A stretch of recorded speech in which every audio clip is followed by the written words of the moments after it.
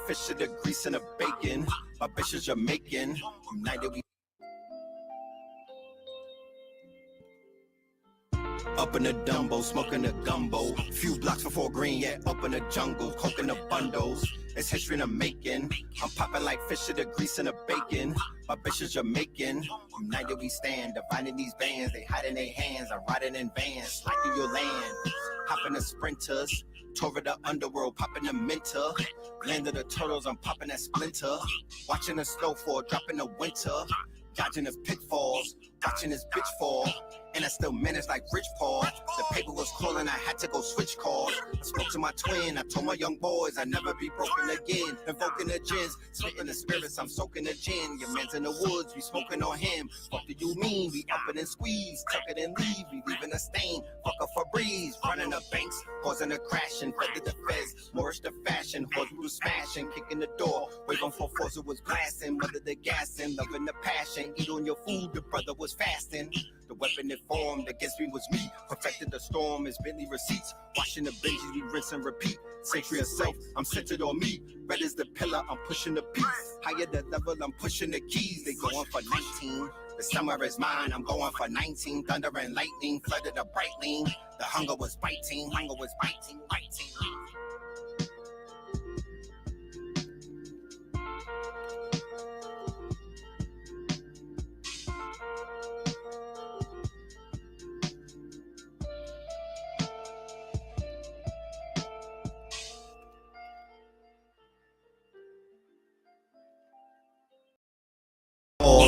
Watching his fall, and I still managed like Rich Paul. The paper was calling, I had to go switch calls. I spoke to my twin, I told my young boys I'd never be broken again. Invoking the gins, spitting the spirits, I'm soaking the gin. Your man's in the woods, we smoking on him. What do you mean? We up it and squeeze, tuck it and leave, we leaving a stain. A Febreze, running the banks, causing a crash and feathered the feds. Moorish the fashion. Spelled differently but mean the same. I'm here to promote my book, Quality Words to Self, to help a person understand the life that they have inside of them, the life around them, the life they come in contact with. The poetry book of the decade, Quality Words to Self, because it's all about quality over quantity, and every single one of us and everything has a certain quality within us that makes it and us what it is, right? So please purchase Quality Words to Self, available at Amazon, Ex Libris, and Barnes & Nobles. With all further ado, tap in. No cap. No cap. Healthy so you can get wealthy with True Health Love. We got everything that you need in terms of getting your body right for the fall, for the summer, just everyday wellness. We got herbal products. We got Sabi-inspired meal preps. We got juice preps. And we also have our soul food takeout spot in Southern California. That's right, alkaline soul food in Southern California. Come on down. It's nutritious and delicious. Get healthy so you can get wealthy. TrueHealthLove.com. Peace. Peace. All right. Peace to the family. Peace to you and yours. You are now rocking with the best. Yes, this is your host for the evening, Brother Red Pill. Back in the motherfucking building. Yeah, that part. You know what I'm talking about? Is the light blinking? Because I see some blinking going on. Am I seeing things, or is there some blinking and whatnot? You dig? So yeah, man, I'm back like I never left. YouTube put me on vacation. And to be honest with you, I sent them niggas a thank you card because I needed a break. You know what I'm talking about? I definitely needed a little break and whatnot. So the break is over. The takeover is commencing, because I promise you, YouTube left me to go browse on the motherfucking internet to check out these YouTube channels, and sans about 2 or 3 channels, the rest of them shits is hot garbage. I was completely fucking distressed watching these chatty patties and these low quality motherfucking podcasts and whatnot. I'm here to say publicly that the podcast world needs to die. You know what I mean? It's too much. It's too watered down. They're not talking about enough. They're not pushing the envelope, and they're not grabbing their motherfucking sack. You know what I'm talking about? They're not bringing that heat. That's a fact, and I'm standing on that. podcast gotta die. You know what I mean? Because them shits is too much. It's everybody talking about the same thing. You know what I'm talking about? Everybody talking about the same thing, and we ain't having that. We no. We don't need that. We need some fucking heat. You know what I mean? Niggas is cutting corners. They out here apologizing. Niggas is damn near industry. And I'm gonna talk about that tonight. You know what I mean? What the fuck happened? Niggas done win industry on the guard. But yeah, man. Let's do the roll call. Let's see who's in the building and whatnot. Yeah, I did a little cyber skid bid. They had me laid up and whatnot. A little skid bid, but I'm back like I never left. You know what I'm talking about? I'm back like I never left. There's so many announcements that we ain't gonna be able to get all of them shits tonight. You know what I'm talking about? We are not gonna be able to cover everything tonight. I don't want to distract y'all and just go heavy with the announcements. There's a lot of shit going on, but I'm gonna take it slowly. I'll make the major announcements today. One of the major announcements is October the 1st is the premiere of Red Opals, y'all. The video was on this motherfucking way. Dropping the winter, dodging his pitfalls, watching his fall, on and I still managed like Rich Paul. The paper was calling, I had to go switch calls. Spoke to my twin, I told my young boys I never be broken again. Invoking the gins, spitting the spirits, I'm soaking the gin. Your man's in the woods, we smoking on him. You did a motherfucking video. I uploaded a video from Blue Pill where he was trying to warn y'all about what's about to come with this second round, and they fucking took my page talking about medical misinformation and all of that stuff. So I'm just gonna put it out there like this moving forward. My Patreon, I don't know if y'all be listening, but it is what it is. Those that do listen, salute to y'all. I respect y'all, and y'all show me that y'all respect the craft. The people that don't listen, y'all don't respect the craft, and y'all really just don't give a fuck about these channels because everybody's like, Red Pill, you should see my inbox on Instagram. I damn near deactivated my page because I was tired of answering questions about where the fuck I'm at. And I was like, they like, yo, please come back. We missed you. Red Pill this, right? And I'm like, I understand. I get it. You know what I mean? Respectfully, you know, but I don't want to lose this channel. So I'm telling people, let's shift the conversation to Rumble. I'm on Rumble, but I can't go live and do Melanin Monday on Rumble when I got 3 followers. I'm not talking to 3 niggas. I'm just not doing that. You know what I'm talking about? I don't love niggas that much. I don't love this information that much. I need a packed house. So we got to build up the Rumble page. I'll drop the link in a minute and whatnot. That's officially the backup channel, but they made Patreon free. They just changed some shit around, and they made it to whereas we have a free tier along with a paid tier. But the free tier, if this page ever gets taken and whatnot, if we ever lose Know the Ledge Media, stuff a law, we don't even want to put that out there, but we already know that these people like we know it's bloody in these YouTube streets. You know what I'm talking about? We know what's going on in these YouTube streets. So if they ever pull a stunt, y'all gonna have to find me on places like Rumble, but definitely on Patreon, because Patreon is not censoring the information. You know what I mean? They're not all in my business. And I'm building up a community over there. So we have a nice following over there. And, you know, that's where a lot of my information be going. That's where I put a lot of information at. And, you know, I like Rumble. Rumble is cute and everything. Rumble is cute. You know what I'm saying?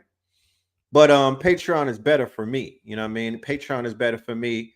I want to be where my people is at. I want to be in a building with my folks. You know what I'm talking about? I want to be there with the folks and whatnot so we could chop it up and we could benefit off all the information that was already put over there. So I'm not going to keep going on. I'm going to go ahead and do the roll call, and then we're going to get into this information and whatnot because, like I said, I've been going for a minute.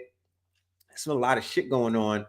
Today's episode is called A Great Fall. Niggas still getting knocked out by Jake Paul. That's bars. But we're going to talk about some things. You know what I mean? We're going to talk about some things. We're going to unpack some things. We're going to take it slow.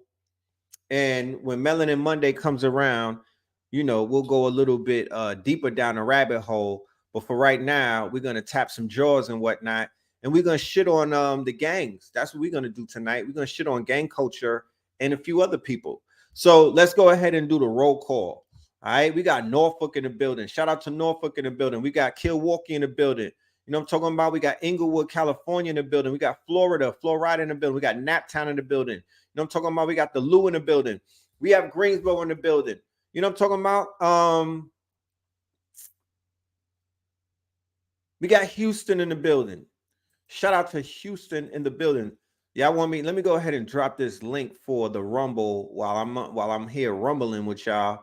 Let's go ahead and drop the link for the Rumble so y'all can go ahead and shine up. Yeah. Hold on, give me 1 minute. All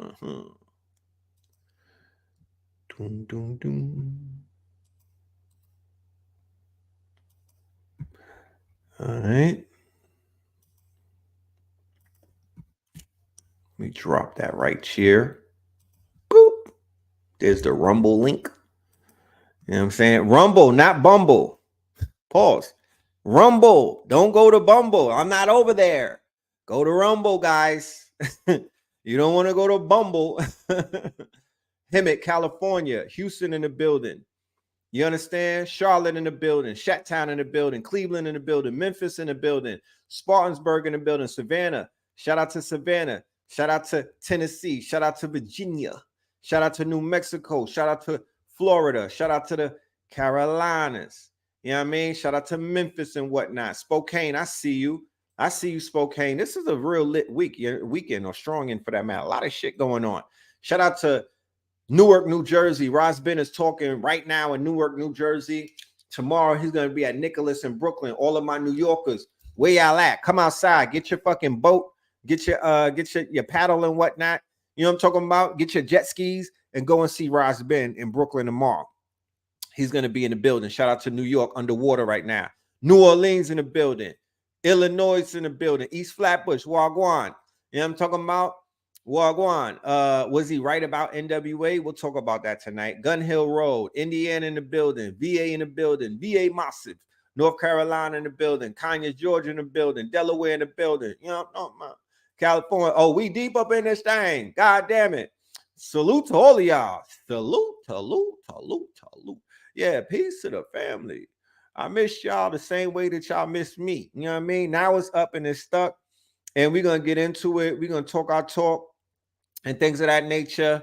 So let's get into it. Yeah, shout out to Vegas. Shout out to Detroit. Shout out to the Carolinas. Shout out to Boston. Yeah, you looking at that super moon. Shout out to the super moon. It's outside your window right now. I don't know if y'all do anything like moon magic and whatnot. I'm really not here to sell it, y'all, which y'all don't know. So if that's not what you do, then don't do it. Just say, yo, it's a super moon outside. You know what I mean? Maybe you might want to go ahead and Google it. You know what I'm saying? To see what it is to do. I would suggest some spiritual baths. I would suggest what they call affirmations, right? Positive affirmations in your journal and whatnot. You know, I could go back to certain affirmations that I wrote underneath certain moons, and I see how those affirmations really manifested in my real life. This shit works.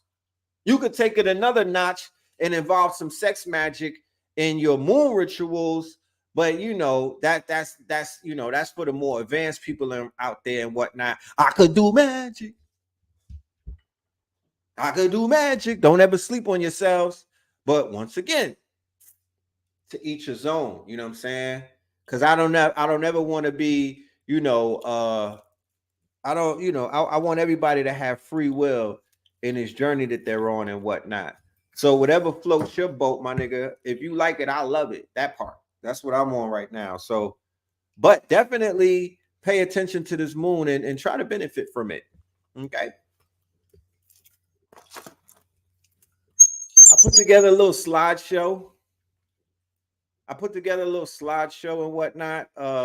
At the last minute, I threw some shit together because I felt that was a better way to capture my thoughts and whatnot. So I'm not all over the place when we have this conversation tonight and whatnot. So I put together a slideshow. Before we begin, for my fight fan enthusiast, who you got, Canelo or Charlo, the twin? I like the twin. I like Charlo. I like the twin. I think he might get his ass kicked. Canelo is in his prime. I wouldn't necessarily bet the house against Canelo and whatnot. He's still looking like he's sharp. You know what I'm talking about? But I do want to see Charlo rock that boy. I want to see the twin win. You know what I mean? I kind of like the cockiness, but I need him to back that shit up. You know what I'm talking about? Because, you know, Canelo, he a gingerhead conquistador Mexican. He's hard to take down. But if anybody's going to take him down, it's going to be my guy Charlo. Man, fuck that. Put some money on the board. Let's go. Who want to get some bread tonight? Let's go. Fuck it. I'm feeling like betting. You know what I'm talking about? I put my lunch money up. I'm going to put my allowance up and whatnot. Who wants to go? You know what I'm saying? If you really feeling that way about Canelo. Because sometimes you got to put money on the board to really say, yo, I want to see the brother win for real, for real. You said Charlo by TKO late rounds. Always bet on black. I'm willing to die on that hill. You know what I mean? If Jake Paul fights a nigga, don't bet on him. Because I said great fall. Niggas still getting knocked out by Jake Paul. Who's the dude is it Jake Paul or the other Paul that's about to have a fight with the dude who's been trolling him?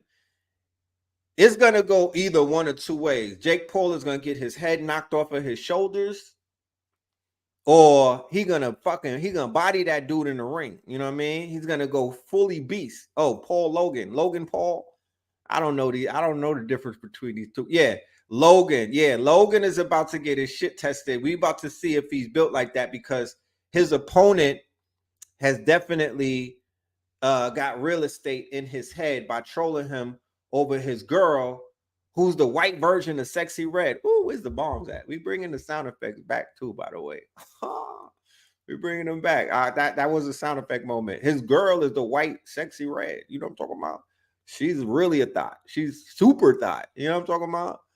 There was a conversation that took place with Shannon Sharp and a young lady who goes by the name of Brittany Rayner, who, by the way, I happened to see last Saturday at what they call the Revolt World. Okay, now don't judge me. You know what I mean? I went to the Revolt World where that's P. Diddy's thing. I wanted to see P. Diddy personally. I want to look him in his eyes and whatnot, you know, because I know P. Diddy got a lot of shit on his mind and whatnot.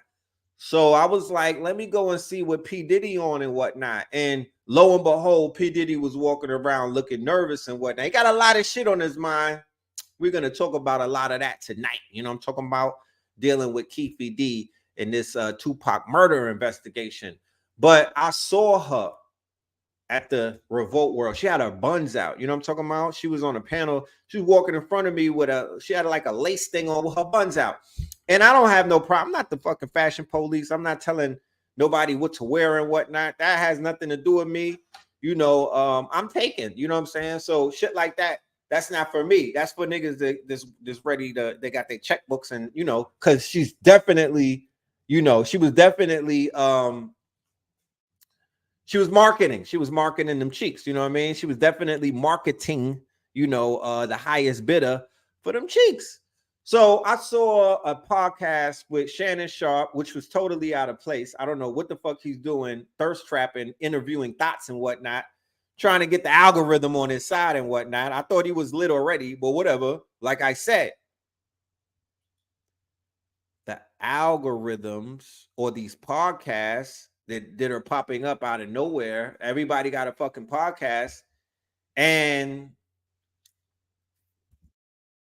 they just talking about whatever. Like, I'm like, God damn it, y'all are wasting fucking gigabytes. Y'all are wasting bandwidth. You know what I mean? Like, this shit is becoming the new mixtape. But he asked this young lady, what was her body count? Okay. Now, I was told you don't ask a woman her body count and you don't ask a woman her age. You know what I'm saying?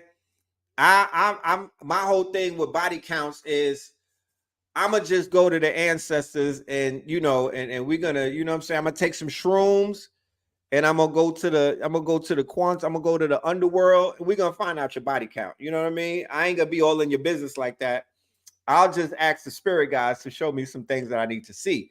And you know when you got a thought in your bedroom. You know what I'm talking about? You know when you got somebody who is a serial killer in your presence, the fucking hairs on your arm start to stand up. You know what I mean? You know when you are around a killer. You know what I'm saying? Dreadhead killer, dreadhead driller. I like the dreadhead killer. You know when you with a, you know when you're with Jason Voorhees.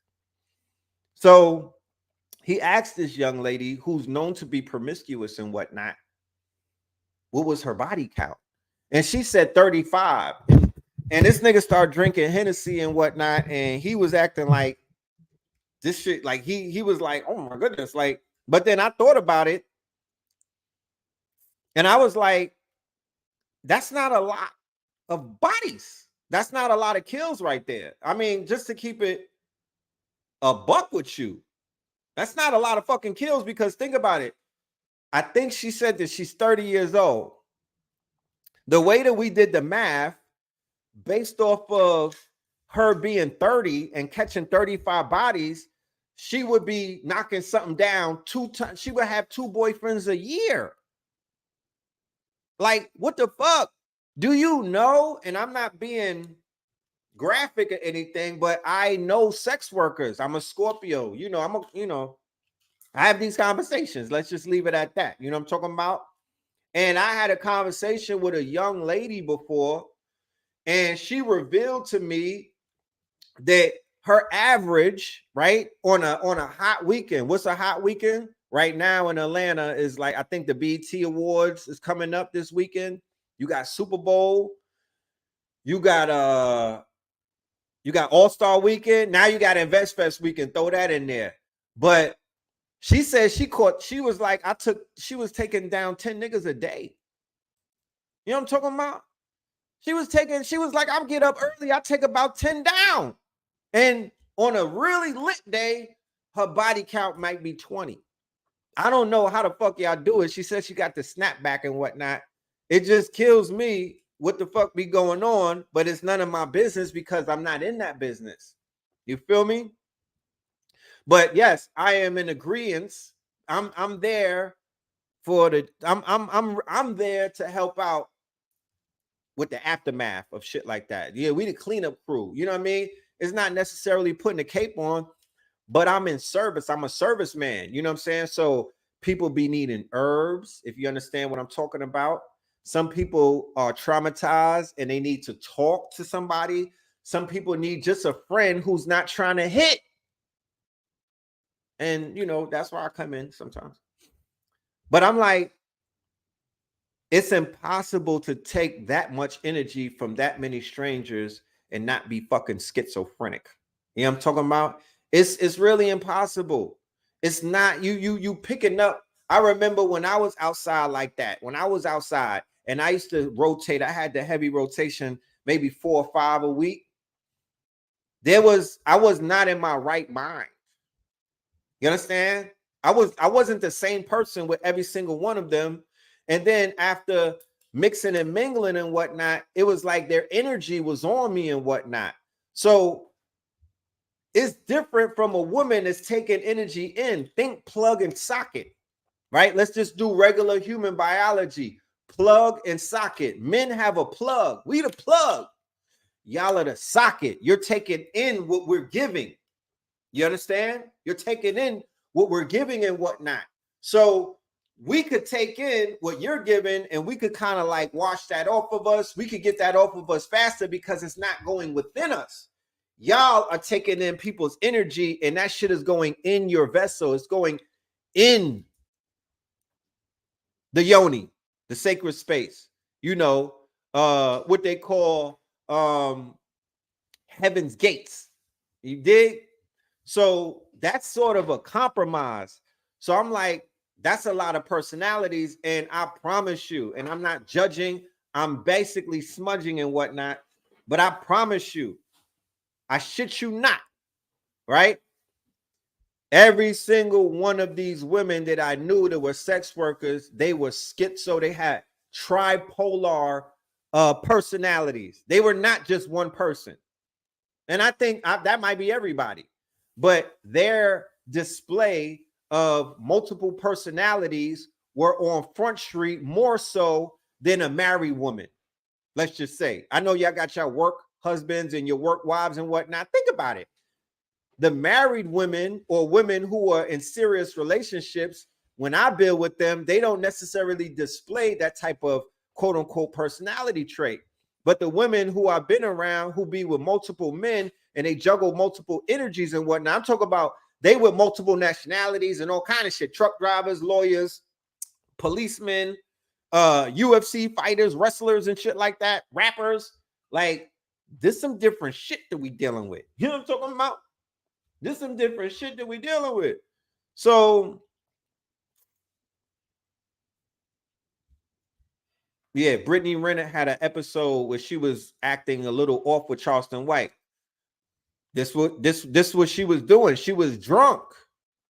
And that's when you see that shit come out, because the spirits, right, activate the spirits. So she was drunk. And I've been around women who get drunk like that, and you don't know who you talking to. You know what I'm talking about? Be like, who the fuck is this? You know what I mean? You literally will have to dial her back in by saying the personality that you wish to talk to, because she be too far gone. So the minute I saw that interview with Brittany Renner and Charleston White, I knew what that was. I was like, oh yeah, she been traumatized before, and they created alternative personalities, and she's skitzing out right now. So that woman kind of needs a hug from whoever's willing to hug her. You know what I mean? And like I said, I'm not here to judge nobody, but we got to have a conversation in this new era where they are pushing an agenda. They are pushing an agenda that has no they're not telling you what the repercussions of Hot Girl Summer is. They're not telling you what the repercussion of quote unquote Pound Town, letting everybody pound you down. They're not giving you the repercussions of all of these things. They're not doing that. They're just saying, go out and get it and whatnot. Go ahead, girl, be a city girl. Go ahead, girl, do this, do that and whatnot. But they're not giving you the dark side of it. They're not telling you about the women that's coming up missing.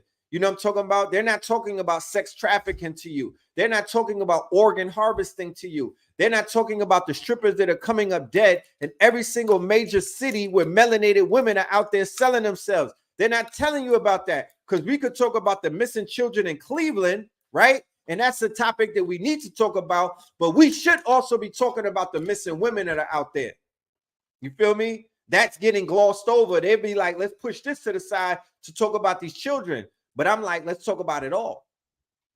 You know, those models in LA and shit like that. Yeah, you know what I mean? So once again, I can't police nobody and their bodies and whatnot. That's not what I'm doing. I'm not out here patrolling the glory holes of nobody, the bonus holes of nobody.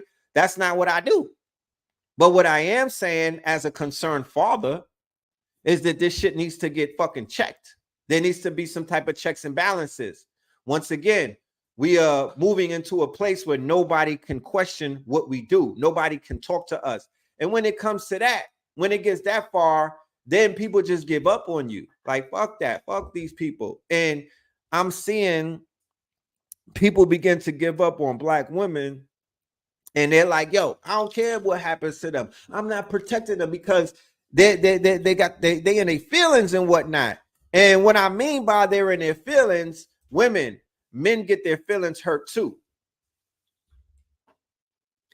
And men that care about you, you hurt their feelings when you do shit out of character, right? We don't have to be sexually involved with you. We don't even have to know you. It's the fact that we love who the fuck you are, and we are in love with the idea of the divine feminine. When we see anything opposite of that, it hurts us.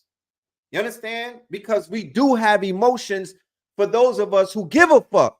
It bothers us. It what they call perturbs us. So I'm somewhat perturbed at the behaviors that I'm beginning to see, right, by a group of individuals who can't be told anything, right? But we know at the end of the day, they need our protection. They need things from us. They don't, it's not real. All of that, I don't need no man, and I don't need no, that's not accurate. I'm not jacking that. I'm not jacking that. Y'all on some renegade shit. Y'all need us, and we need you. You know what I mean? So we are so far gone, and nobody knows how did that happen. Shout out to all of my millennials.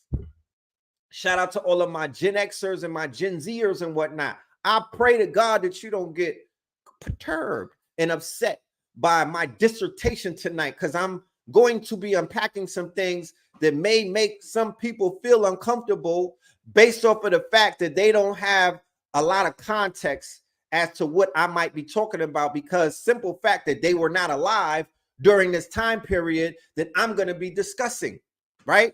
So when my father talks about the 70s and the 60s and whatnot, I know that I wasn't alive back then. I know what I saw on PBS. I know what I saw in the documentary Eye on the Prize. I saw thousands of hours of black and white film where black people was getting handled by white folk. And I said to my dad one day, I was like, damn, Dad, why was black people so fucking pussy back in the days? Why were black men so passive? Why were black people why were they like welcome mats to get walked on? My father damn near smacked the life out of me when I said that to him. He backed that shit up. He was like, look, do you think for 1 minute? He said, you know the pedigree of the black men that I be around. I said, yeah. He said, you know the pedigree of older black men that I had to humble myself around, and I had to listen to, like my grandfathers and them. And he was like, I was like, that's true. He said, do those black men come across to you as pushovers? I was like, no, Dad. He was like, do those black, and matter of fact, shout out to all of my Libras out there. My dad just turned 75. Shout out to my dad. His birthday is on the same day as Lil Wayne. They got the same name. He's Big Wayne and that's Lil Wayne. Shout out to all of the Libras. You know, my father is my hero in my life. He is one of the he's up there. You know what I'm talking about? Like, he's really up there in terms of the greatest impact of anybody in my life. My father might be number one. But anyway, okay, T Solomon, shout out to you. You know what I mean? Scorpio season is low. We gonna let you niggas have your fun. Yeah. But we on the way. You don't talk about Scorpio season is coming. You don't talk about, and that red summer is coming in Scorpio season, by the way. And on the 1st, we launching the Red Opals video. We shot that. We been had that shit ready. Like I said, they had the channel on lockdown. You know what I mean? YouTube put a nigga on vacation. You know what I'm talking about? And you know, we was like, I wasn't gonna launch it on no other platform. I gotta launch my shit right here. So we back. So we're gonna put that bitch out there on Sunday, and it's a fucking vibe and whatnot. Shout out to everybody who played a part in the making of that video. Shout out to House of Tunes, Mathino Bay, my director. He's been directing my catalog. He's been behind me and Blue Pill's vision. And I respect that man for that, because he's brought our dreams. He don't know how instrumental he has. He helped to heal some of my childhood wounds just by allowing me to be the artist that I wanted to be and see myself in a video on screen. That shit was therapeutic for generations of millennia, for my epigenetics, my nigga. You know what I mean? Because my family, I got musicians in my family. My grandfather was a calypso singer out of St. Croix. His name was Boney. You know what I mean? He was a calypso singer, one of the first calypso singers to ever come to America and perform at the Apollo. So I'm basically just honoring my ancestors and carrying on tradition with these fucking bars and whatnot. But we see these women so far gone. We see our sisters so far gone. We see our brothers so far gone. We see fathers in the jail system. We see people in the motherfucking dirt. We see crack fiends and dope fiends leaning at the bus stop. You know what I'm talking about? We see all of these children that are being kidnapped and nobody gives a fuck about it. You know what I'm talking about? We seeing a lot of things. Where did this dysfunction naturally come from? Who's the culprit? Who's the hidden hand behind this? We have to have a collective conversation where we could all get on one page, because the shit that I'm seeing that took place when NWA was called out is a fucking shame. You feel me? The way niggas is running around, you know what I'm talking about? And they not standing on business. I thought it was understood for years and years and years about what happened. For the people who wasn't alive, right? And I'm saying all of that because when I talk to my dad about his era, he's like, nigga, you are judging my era based off of what you saw in the media. My pops was like, the shit that we was doing wasn't on TV. We was bodying shit. He was like, are you fucking dumb? We was knocking white boys out left and right. Nobody was touching us. He was like, in New York, they were forming gangs and whatnot to fight back against the Italians and the Irish and whatnot. He lived in the Bronx by Throg's Neck and whatnot. So they had all of these gangs, and you couldn't cross the tracks. So you get your shit rocked and whatnot. They used to get chased home by Europeans and whatnot. And when I'm talking about, y'all know, people don't understand the context of who the Irish and who the Italians are. So I'm going to put it like this. When the Haitians, remember the Haitians, right? Remember HBO? You got to be an old school nigga to understand what HBO is. The Haitians were our punching bags when they first came to America. Haitian body odor is what we call HBO, Haitian body odor. We used to treat Haitians like the lowest forms of fucking dirt. They were our stepping stools when we were coming up. Who is from Flatbush, Brooklyn? You could be a fucking witness. If you are my age, you could co-sign. If you Haitian, you know what it is, because the other Haitians told you you can't wear the fucking Sunday.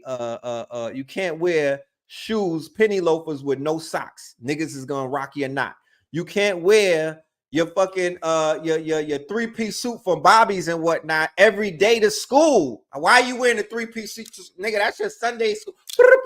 We used to punish them, y'all. So Haitians got their lick back. You understand? Haitians were not considered to be, Jamaicans were favored in our hood. Haitians were not. So what did Haitians become? Jamaican. The Haitians became Jamaican. So back in the days, the Italians used to get the same treatment. The Irish used to get the same treatment by the white Anglo-Saxon Protestants. Boop, boop, boop, boop. They was calling them light-skinned niggas. Niggas with slick hair. They was beating the shit out of them. So what did the Irish do? They got their lick back. Go watch Gangs in New York.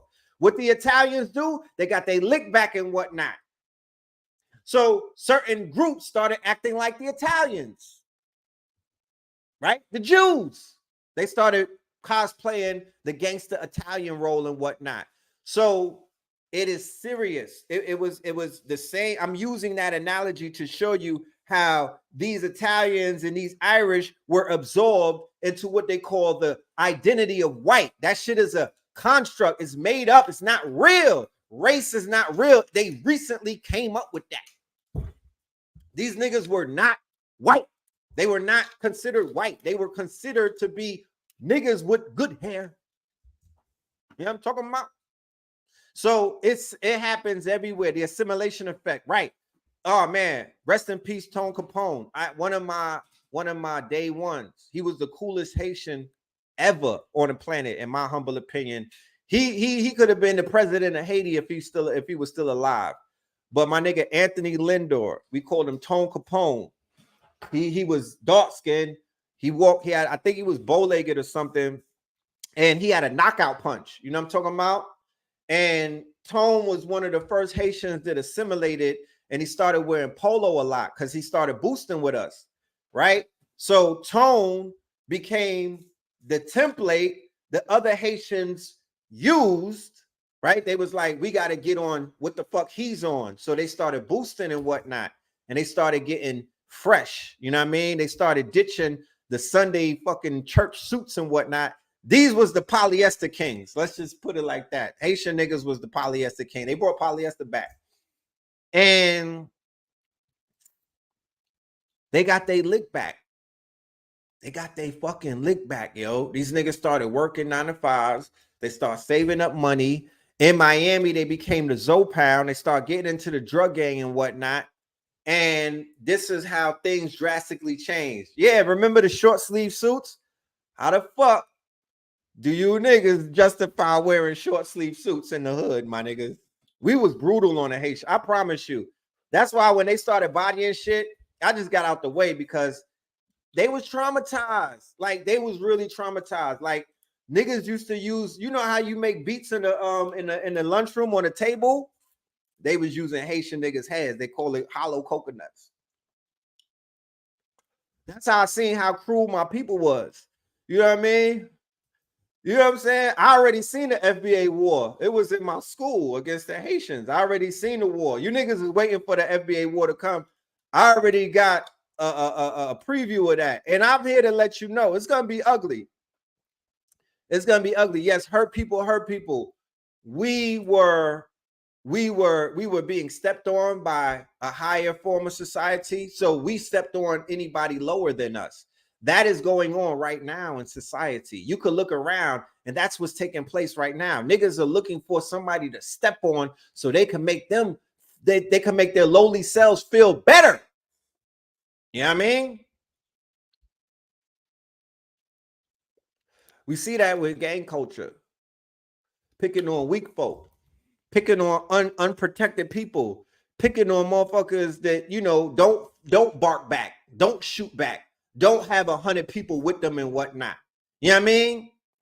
They extorting people. They coercing people. You know what I'm talking about? They robbing people. They doing all of these things, but they're not protecting their people. They lost their way. Community revolutionaries in progress, they lost their way. They're not protecting their people. These motherfuckers are terrorists to their own hoods. We got to keep it a buck. Now, it went from them being just in the hood, then they went into the rap industry, and when they went from the rap industry, then they went around the fucking world and whatnot. So now gang culture is being exported like this is the highest fucking heights of what we have to offer the world. And I'm here to call that shit bullshit. It's bullshit. And I hope this situation with this piece of shit Keefe D will help to shine the light on the hypocrisy of these fuck niggas that we have allowed to take over black society. And you scary ass niggas will not stand up and say nothing because a lot of niggas is just soft. You know what I'm talking about? These niggas is really soft. It's a lot of fuck niggas out here. It's not a lot of real niggas, bro. Niggas have acquiesced. The real niggas are dead. And whatever was left behind, whatever this pedigree that was left when the smoke cleared, these niggas is permanently compromised. And they scary. You know what I'm talking about? And they traumatized. They're not, you know, it's nothing to go against in a negative way. Niggas is traumatized. Their older brothers got killed. Their best friends got killed. Niggas got clipped. You know what I mean? Niggas got chipped up and whatnot. So, you know what happens in war. People gonna fold. And your hood's been at war, and the war spread. It was a civil war in LA, and that war spread. Because when you talk about gangs exporting, I saw it in New York. I was in Rikers Island in 1993 when the shit came to the island. When it came to Rikers Island, it came to help us because we were being terrorized by the quote unquote Latins, the Latinos, right? Who were the Nietas, the Latin Kings, and a few other gangs. They were ganging up and they formed the Voltron and they was washing niggas up. So naturally, when the Bloods came and they said, nah, we need to form a gang to fight back, it was a no-brainer. And for about 4 years, the gangs, the Bloods and whatnot, was prospering. It was growing in the prison system, not in the streets, because New York niggas wasn't jacking it like that. But Rikers Island is so, yeah, OG Mac brought it, right? Rikers Island is such a revolving door that in 4 years' time, so many people came in and out. and they brought that shit back to their hoods and whatnot. But in order for gangs to show up, there has to be opposition. So the gang culture brings death and destruction, because what the fuck is a gang? You got to have the opposite gang. So the Bloods were able to thrive for a while in New York, and then the Crips popped up. So that's automatic beef. And then the folks popped up, and that's automatic beef. They're not out there doing gardening. Niggas is not out there doing real estate investments and developments. They're not out there regentrifying hoods. Okay, let's paint the crack house. Let's paint the dope house a pastel color and put some fucking windows in that bitch. That's not what they're doing. Okay? They're going into the underbelly of society, and they're creating warfare amongst each other. And that's what's, and that shit spills out. And then now you got civil wars in all of our hoods and whatnot against fucking flags and colors. Okay? And we're not going to be able to prosper moving forward unless motherfuckers admit that we're in the Kali Yuga, and we just, you know, we just get on some dark side, Dark Vader shit. Because other than that, how you gonna function with all of this dysfunction? These gang members have killed some of our these niggas killed all the rappers. Think about it. Let's go to roll call. Biggie got killed by the gang. Biggie got killed by the LAPD and the gang. Shout out to Choke No Joke, who we saw last Saturday. He laid some shit on me. He dropped some bombs on me and Blue Pill. They blew my motherfucking wig back about this Tupac murder investigation. Keefe D might be the scapegoat. This shit go far, it go higher than him. Keefe D might be the scapegoat, y'all. You know what I mean? And I say that with all sincerity. Keefe D might be the scapegoat. The niggas in LA should be ashamed of themselves, who y'all call y'all OGs and whatnot, because they supposed to been tell y'all what was the real versus what was not. It's always going to go back to the Rampart scandal. It's always going to go back to the motherfucking crooked cops in the LAPD who were depicted by Denzel Washington in Training Day. It's always going to go back to them. Stop fucking playing with yourself. Nothing is going down in LA at that heights without these motherfuckers' hands involved. In the murder of two of the most prominent artists that we've seen in our generation, and one of those artists in particular was a motherfucking revolutionary in the quote-unquote making, right? And when I say revolutionary, I don't want you to get the idea of somebody that's basically taking over the government with tanks and doing coup d'etats. Nah, nigga, I'm just talking about a revolutionary, somebody that was helping our people revolve back to whence they used to be. The mind state, the fucking heart. I gotta clap two popos to show you niggas that it could be done and whatnot. I gotta talk my shit so you niggas could know, you could remember, put yourself back together, make your fucking mind right, nigga. We are the bastards of the party. Black Panther Party, shit like that. That's what he was helping people get back to, whether vicariously or whatever.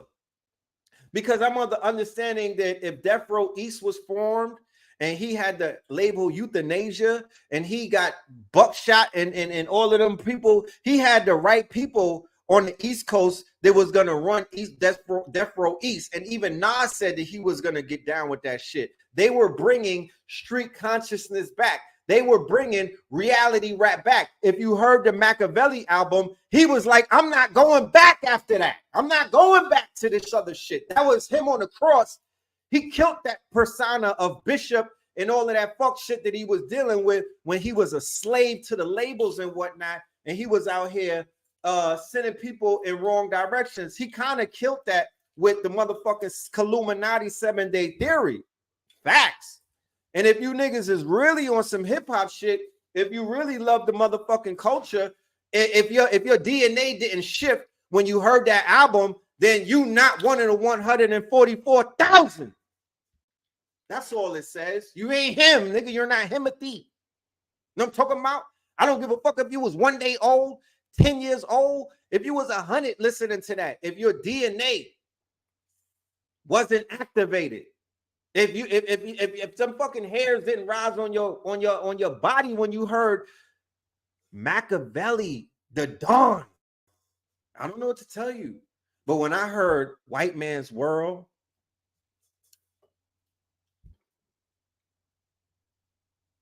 when I heard that shit with fucking puffing on lie, hoping that it get me high, got a nigga going crazy. I remember where I was at when I heard that shit. Fenimore Street, Brooklyn, Flatbush. I remember AA was in the building with us. We had the fucking early copy, nigga. We was vibing. You know what I'm talking about? It was a wonderful, it was so much classics out at that time. Damn, I wish I could put you niggas in the time machine. Y'all have no idea what y'all missed out on. Y'all be like, oh, ready, them old head, them niggas with them salt and pepper beards, they be wilding out on what back in the days.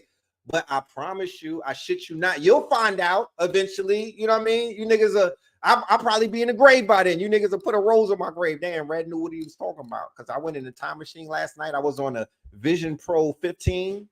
And I went in a fucking time machine. I Googled the date. I chat GPT 93. And I was able to go back in time on some, you know, because by then, in a few years, CERN is going to open up time traveling. And you're going to be able to see what the fuck I'm talking about. You're going to spend the night in a tunnel. You're going to see what the tunnel nightclub felt like, looked like, and everything. You're going to see little Kim without the surgery. That time. What a fucking time to be alive. So Tupac was activating niggas. He got clipped by the fucking Crips. Biggie was out here terraforming the world with his words and whatnot. I've said this on many occasions, and real niggas could attest. He literally changed all of New York with his lyrics. Everybody was rapping about the Knicks playing basketball. Everybody was projecting what the reality that they wanted to come true. He did it for real. He cleaned niggas up. He took niggas from riding in Acuras to 600 Benzes in a few months just by rapping about it. Nobody had a 600 Benz in fucking Brooklyn, not our age group, when he was rapping about 600s. And soon after, everybody was pulling up in one. We was wearing Versace, nigga. We took the iceberg off. We took the fucking polo off. And we hopped in that motherfucking silk, nigga, that designer, nigga. We was looking like we was dressed up. Bro, it was crazy how cleaned up we got just based off of the image that he put out there, the Coogee sweaters, just based off of the storytelling of him. It was the Trinity, him, Nas with the Escobar shit, right? And DAYZ with the Iceberg Slim shit. Because remember, these artists have particular personas that they basically brought forth in particular time periods that evolved into other personas that y'all may be familiar with. But when DAYZ first came out, that was Iceberg Slim. You know what I mean? He was talking about the finest things in life.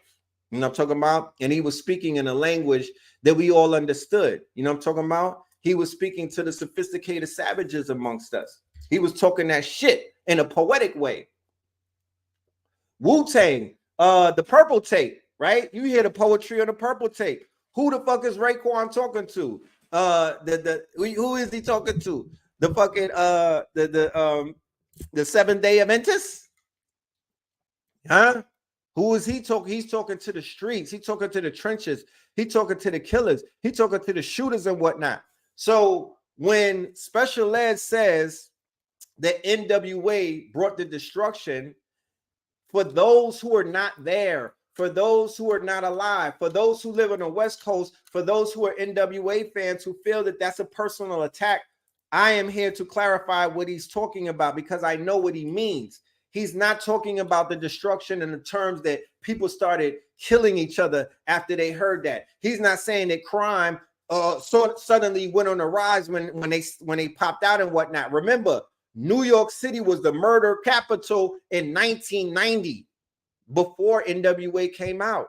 New York City is the murder capital. Dudes are being tortured. People are being killed. The shower posse is at war. These Jamaican niggas is in Brooklyn, they in Harlem, and they're in the Bronx, and they're bodying shit wholesale.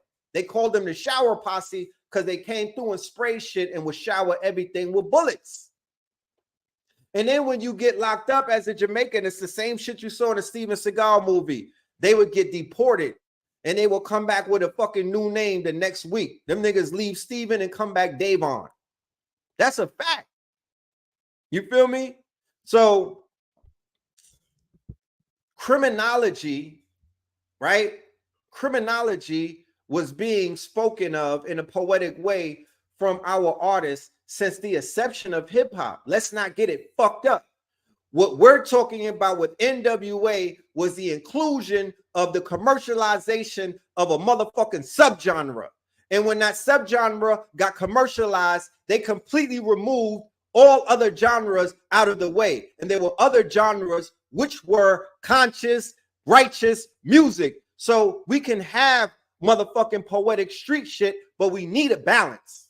You can't have unbalancedness. So when there's an unbalance, you see that the scales are being tipped over. What NWA represented is when corporate interests that have small hats on their heads descended on a specific group who represented a specific region. That region represented a specific mind state. Crack, gang culture, and motherfuckers on a very low frequency. When they tried to do it, when Ice Cube was in a group and they sent them a letter because his pen was so fucking hot that he wrote "fuck the police," right? And they saw the niggas was like, nah, we can't have that. We got to come and we got to scare these niggas, right? We got to have to send them a letter and whatnot. Back in those days, we didn't have the internet. We didn't have motherfucking Instagram. We didn't have TikTok and whatnot. So when they got that letter, they was like, yeah, put that shit in the Source magazine because that was our news channel. So they used that letter to boost them up. The same way the Two Live Crew used the letter that the FBI sent to them and was like, yo, can you calm down your lyrics? So anybody that would got the letter and whatnot, oh, you was going to use that to blow up because all publicity is good publicity. Remember, hip hop is anti-establishment. It's supposed to be fuck the police every time. Hip hop, for those of you who were not born before NWA, you probably would have no idea that hip hop during what was called its golden era. Why did they call it the golden era? It ain't me calling it. It's not niggas from New York calling other New York artists or other. No, that's not what we did. We didn't self-anoint ourselves the golden era. New York did. Those rappers were not only from the golden era, they were not only from New York. The majority of them were. NWA, I would say, fuck the police and respect and express yourself. That's at the tail end of the golden era.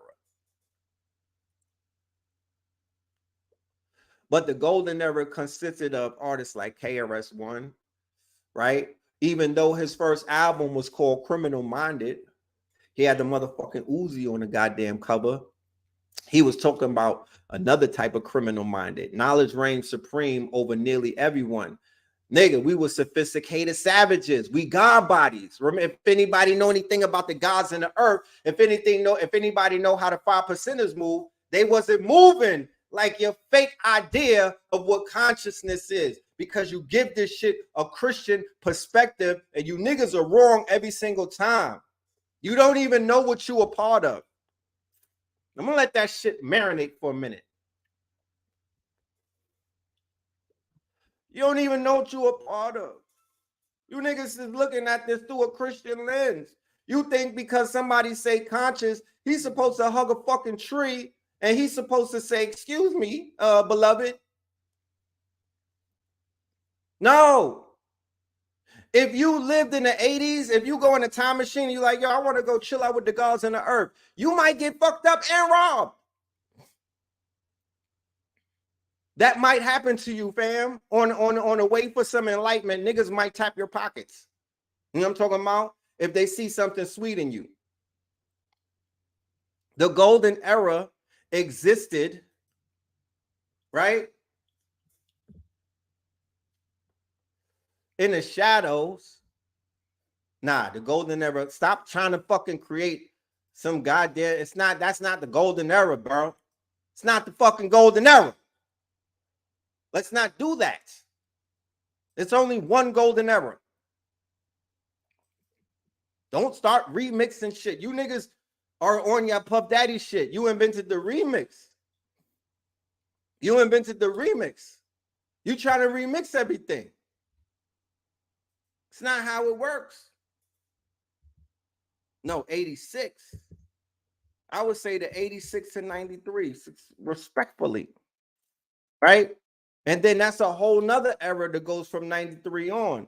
But inside of that golden era, you got Snoop.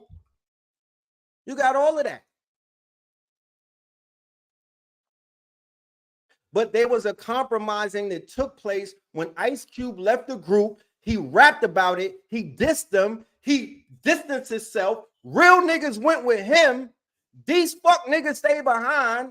They rocked out with the small hat, Jerry Heller. They got compromised. They got compromised by Jimmy Iovine, Jerry Heller, and all of those other interests.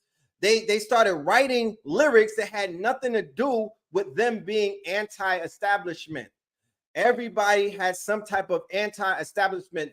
That's where hip hop is. It came out. Do you see what the fucking Bronx looked like when fucking hip hop was in its inception?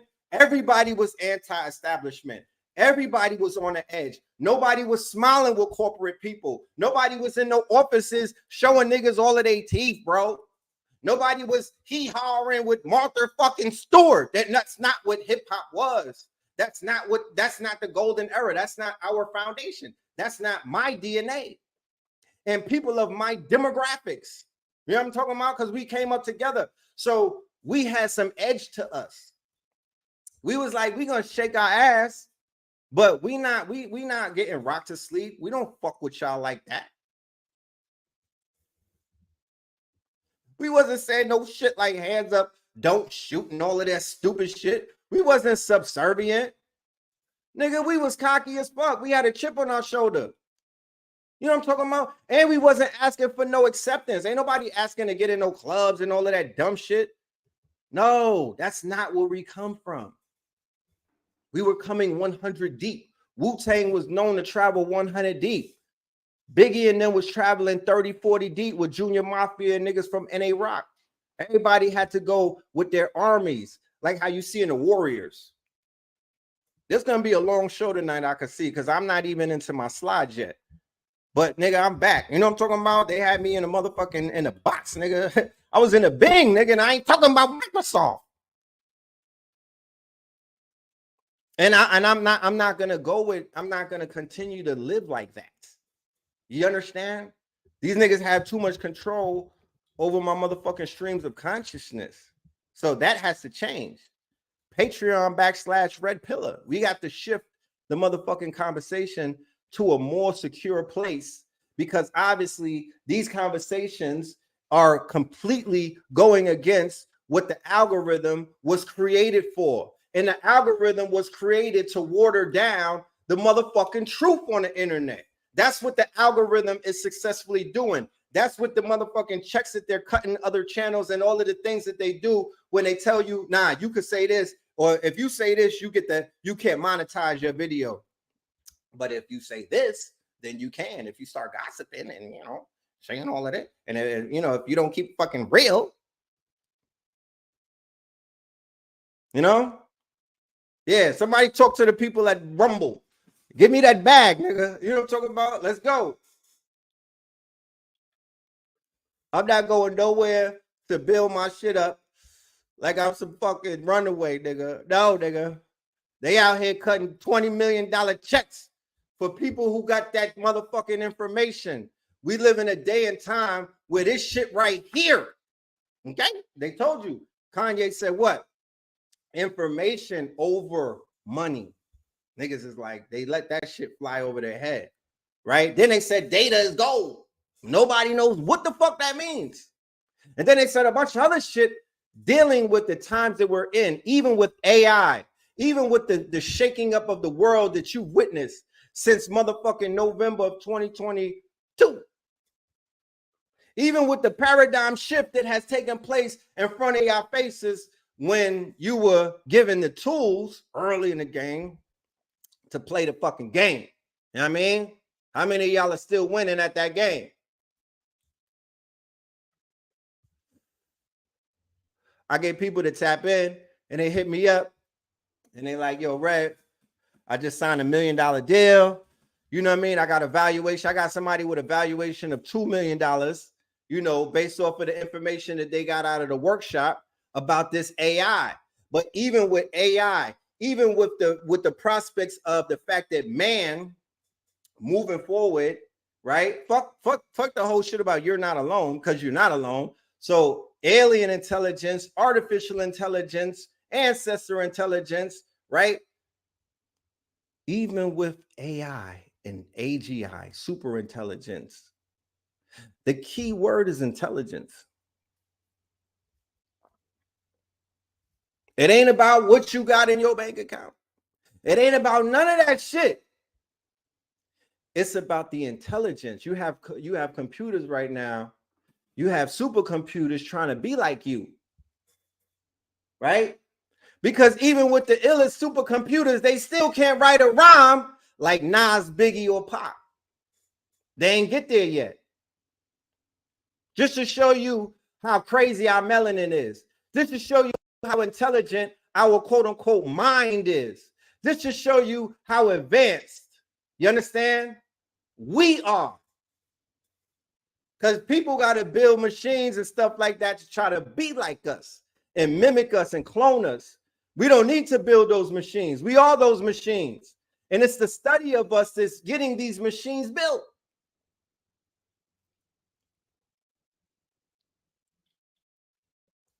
It's all about your mind. It's all about your intelligence. Y'all wilding. You know? And this music is some of the highest forms of intelligence. You understand? If you don't know the importance of what they call hip hop, before this night is out, I'm going to show you some things, right? Also on my Patreon, we'll go over there before the show is over. I have a whole collection of lectures, or what we call study guides of classic lectures. I have about 10 of them up there right now for classic lectures that I did.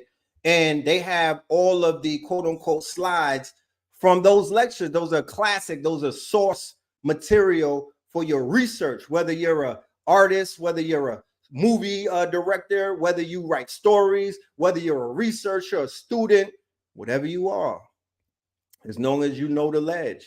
I need you to pull up to the Patreon /Red Pillar and go check out the store that we have, because we got a bunch of digital assets. We got downloads for you. We got books for you. We got lectures for you. We got classics up there.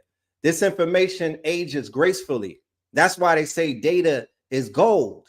You understand? When they say data is gold, they mean that anything that you put on the internet, anything that you put forth into this quote unquote digital marketplace and whatnot, if you could show if that information has proof of quote unquote like a timestamp on it, so you have proof of work, right? That's what Twitter, that's what Instagram, that's what social media does. It puts timestamps on your ideas and your thoughts, the same way that they have poor man copyrights. That's the same thing that they do with these status and these updates and your quote unquote your digital platforms, right? Because you can't erase that stuff. It's always on the web.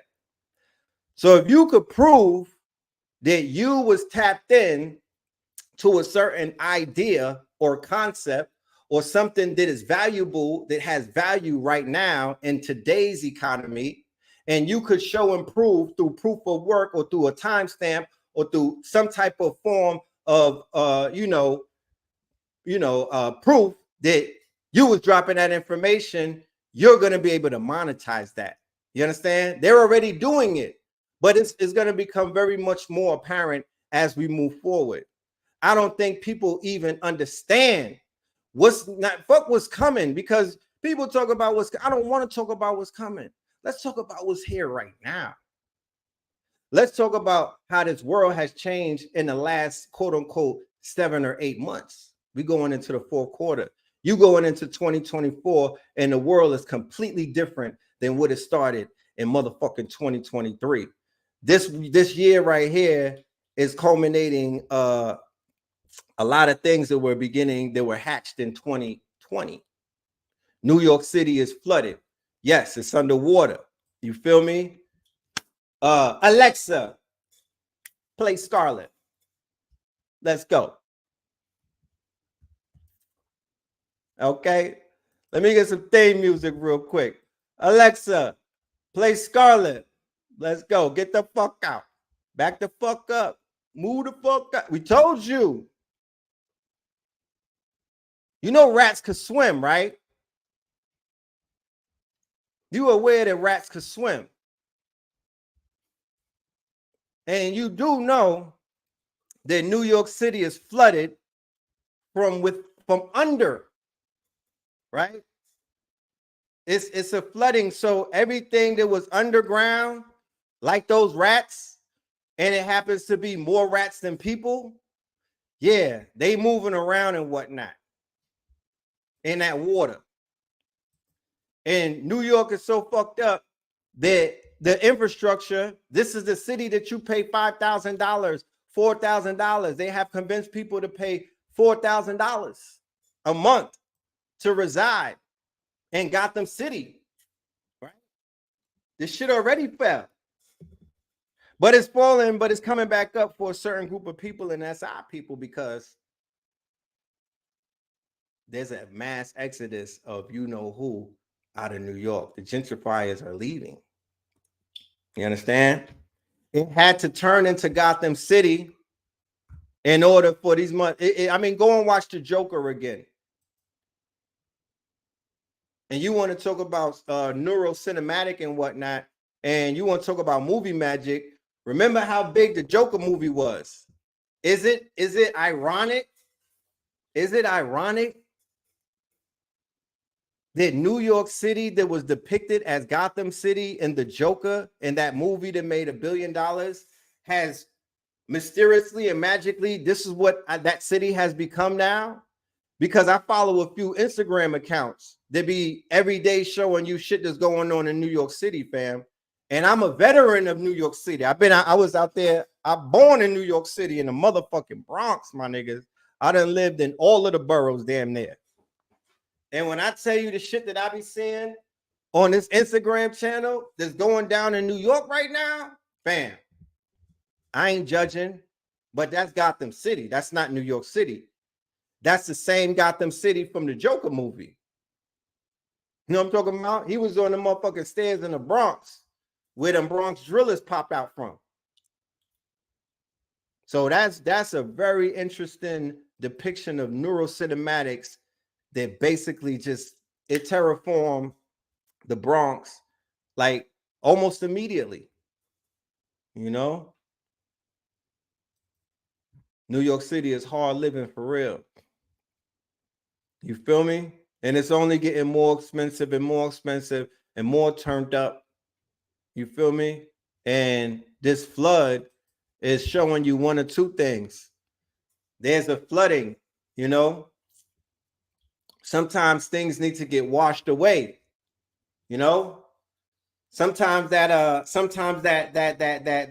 you know, that concrete that absorbs all kind of negativity, you know, all kind of dirt, all kind of bacteria. You feel me? All of these things. Remember, they were spraying around there the other day. You know, so symbolically, when I see the flood and when I see the water, yo, we're gonna go and watch the flooding. Is crazy. Let me get into this lecture, yo. We're gonna pull that up before the night. Yo, the flooding in New York is crazy. Let's go and see that shit real quick. I need y'all to understand what's going on, because some of y'all be in y'all, you know, everybody in their own thing, you know what I mean? And people don't be tapped into shit. So we gotta bring the news the way that it is. And remember, this is called A Great Fall, y'all. Let me just preface this show. The Great Fall is a series that I started where I'm chronicalizing, right? Let me see if I have any of the older flyers. I'm giving you I'm chronicalizing the fall. I'm giving it to you in a chronicle order. Okay. So I'm cataloging all of these days where all of these situations, I mean, you know what I'm talking about? That when we look back on it, we're going to be amazed at the patterns, because that's what I'm doing. I'm basically just identifying the patterns. I'm capturing the pattern. I'm showing you that these are all patterns. This is a spiral. This is not, nothing is being separate from one another. It's not separate. It's something that has started years ago. Okay? Years ago.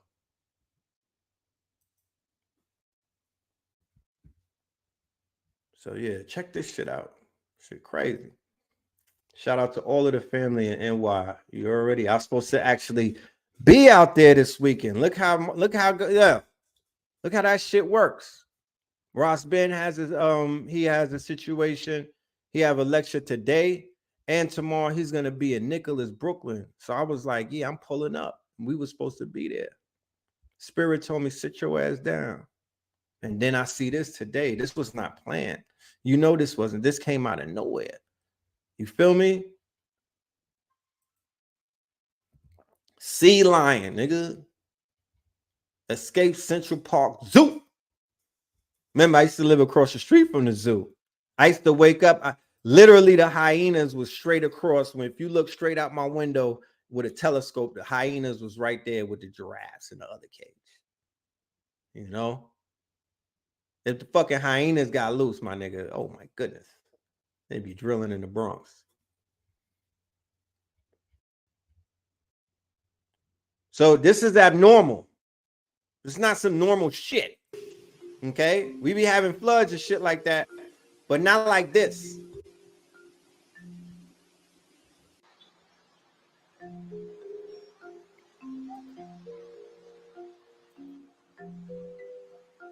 If you are home, stay home. If you are at work or school, shelter in place for now. Some of our subways are flooded, and it's extremely difficult to move around the city.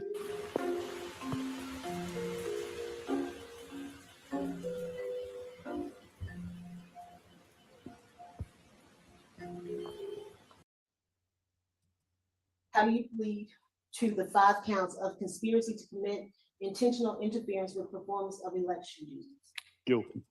And is this guilty plea being freely and voluntarily given with the full knowledge of the charges against you? Yes, ma'am, it is. Do you understand?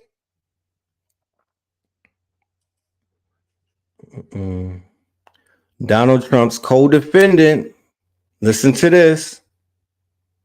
Donald Trump's co-defendant, Scott Hall, pleads guilty in Georgia. This is gonna. Only a limited right to appeal this guilty. This nigga say, yes, ma'am. Intentional This is interference gonna. with performance of election duties. We might have ourselves a gun on YSL Trump case. I'll keep you updated, guys. But yeah, shit crazy. You know, the flood is here. You know what I'm saying? Shit need to be flooded. You know, the infrastructure of this city is being exposed. Okay, the infrastructure of a great city is being exposed. It's sinking and it's flooding, and they building on top of everything. And you know, people are suffering. It's overcrowded. There's an invasion, like secret invasion, that you've seen on Netflix, right? Of immigrants that are receiving housing for New York City, benefits based on the weather conditions. And I want to say to all New Yorkers, this is time for heightened alertness and extreme caution. If you are home, stay home. If you are at work or school, shelter in place. September. Some of our subways are flooded. I don't know about no fucking rainstorms in September before. Difficult to move around the city. Many of our area airports are experiencing delays. And if you are out and encounter a flooded area, be it on a roadway or a subway station, do not enter. Take necessary precaution.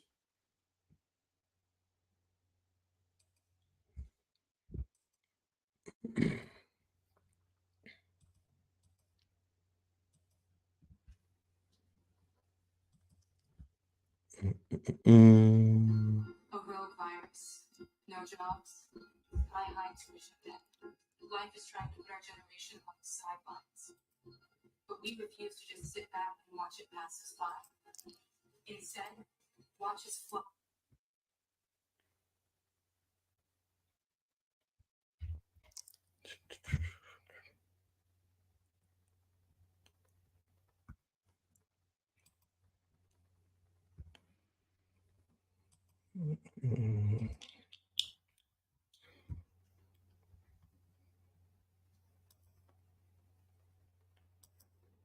Shout out to Pac and the Feeny.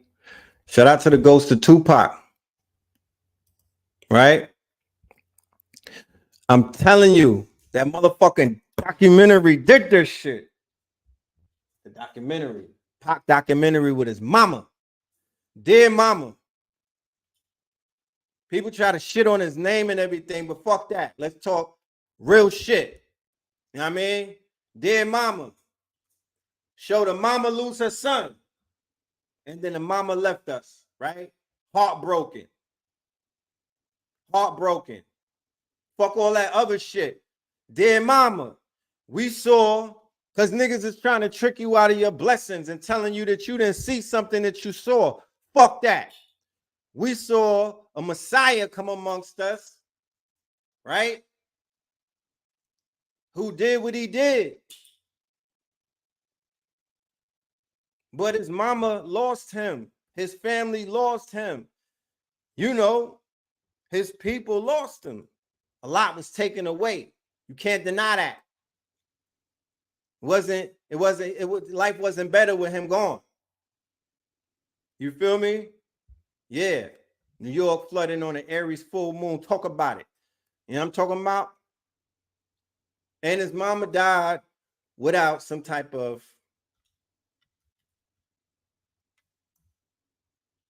justice.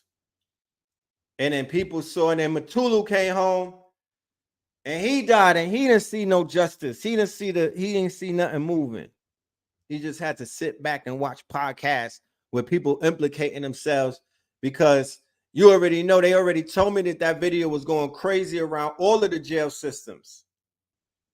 Them niggas is more plugged in to what's going on the internet than some of y'all are in these streets. They really locked in because they ain't doing nothing but watching. But people watch that.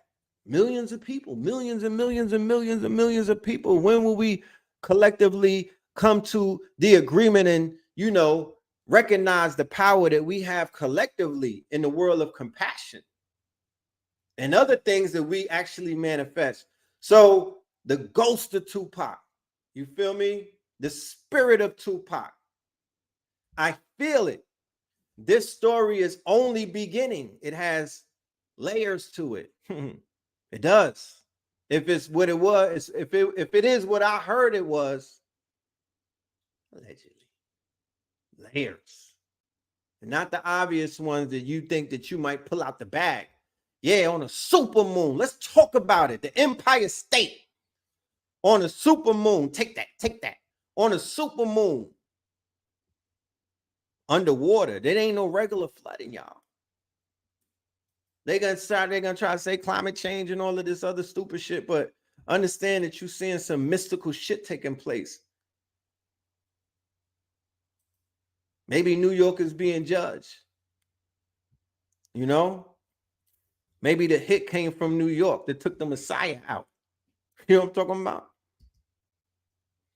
So this show is sponsored by the Patreon, the Red Pillar Patreon.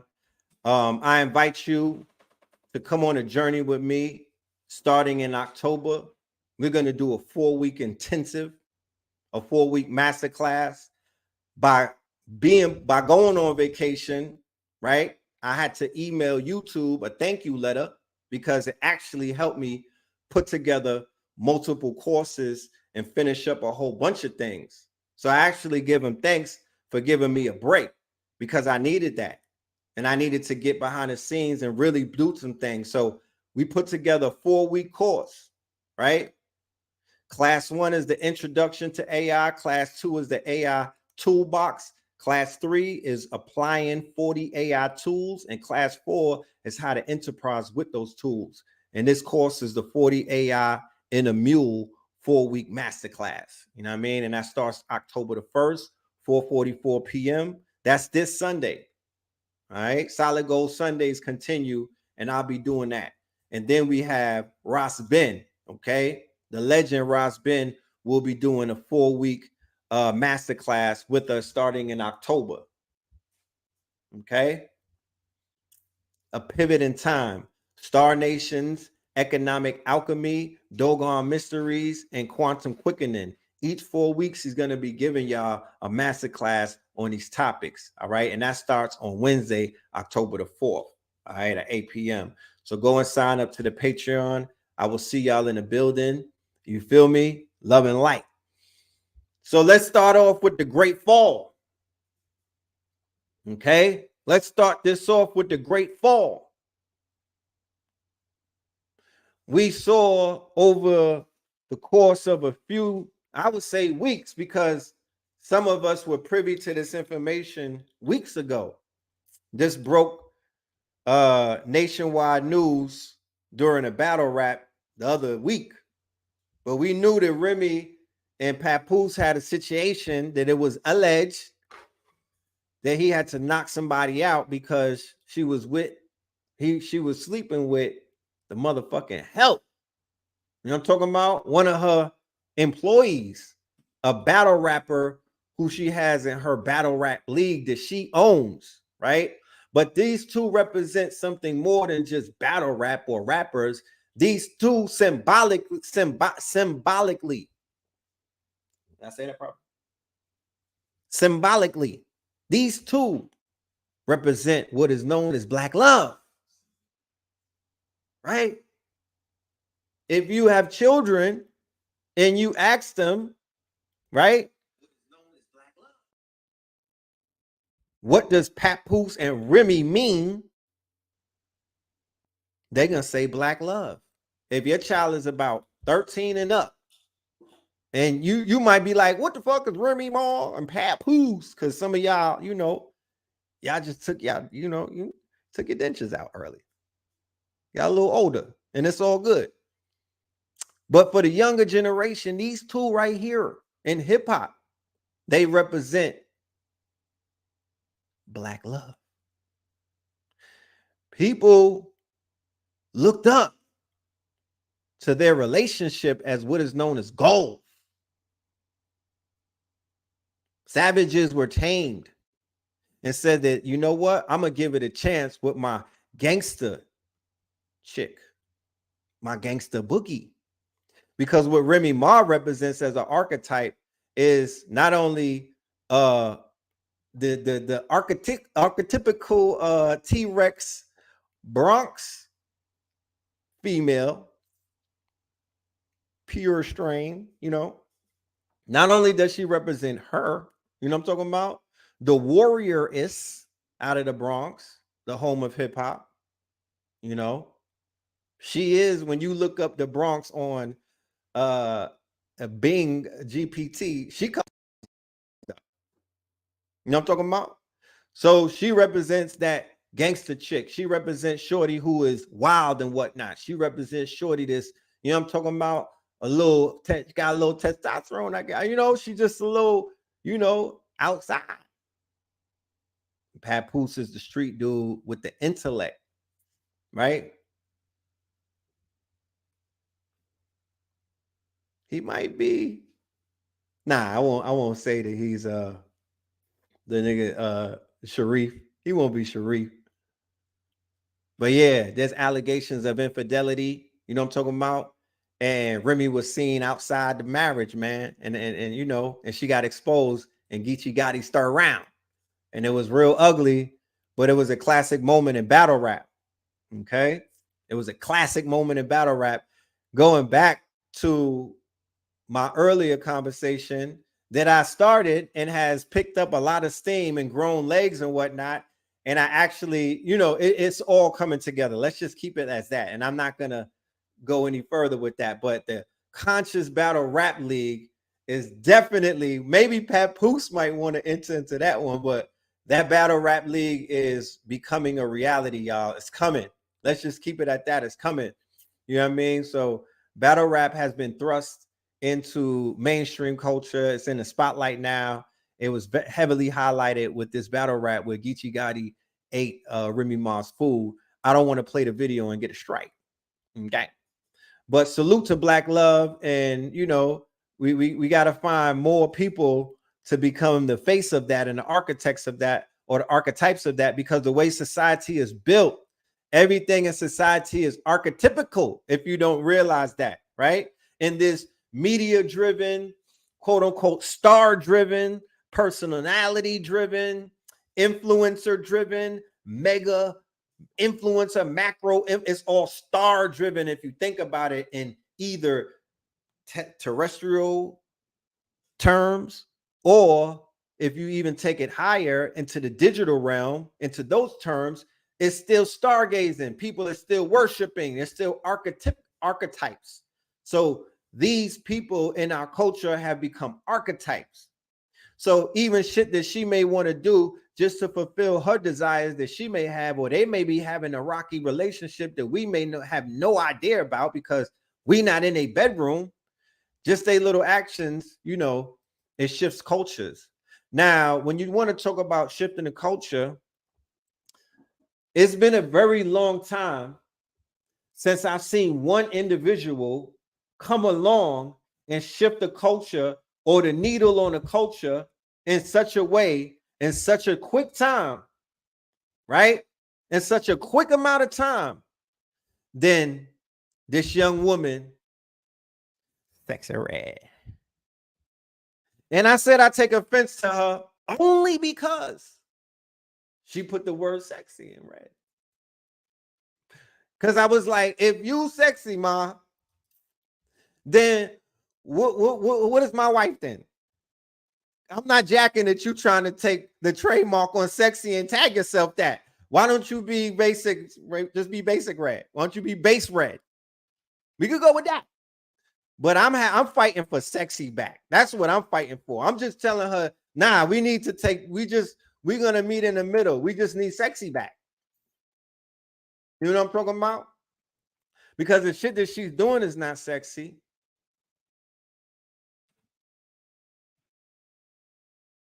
The way that she moving is not sexy. I like her honesty. I appreciate her candidness. She's breaching the quote unquote, she's breaching the veil, or she's showing you the lip. She represents an archetype. So I can't judge her based off of who she is, not in the Kali Yuga, not when we already talked about this, not when we talked about Scarlet, when we were talking about look out for Sekhmet, look for the Kali, look for the Kali Yuga, not that part. When we talked about Lilith and all of that, oh no, I welcome her because she already represents the motherfucking telltale sign of that. It's for shit sure that we're in this age now. If the earthquakes in Morocco didn't convince you, if the dam breaking didn't convince you, if the floods in New York didn't convince you, if the fires in Maui and Canada and other places didn't convince you, if you need more convincing, nigga, my booty hole is brown, nigga, my coochie pink. I just left Pound Town. She's breaching the veils of what they call your public face. Then there's your private face. Then there's your secret face. People pay millions of dollars to know what your private face and your secret face look like. They want to know what you're doing when no one is looking.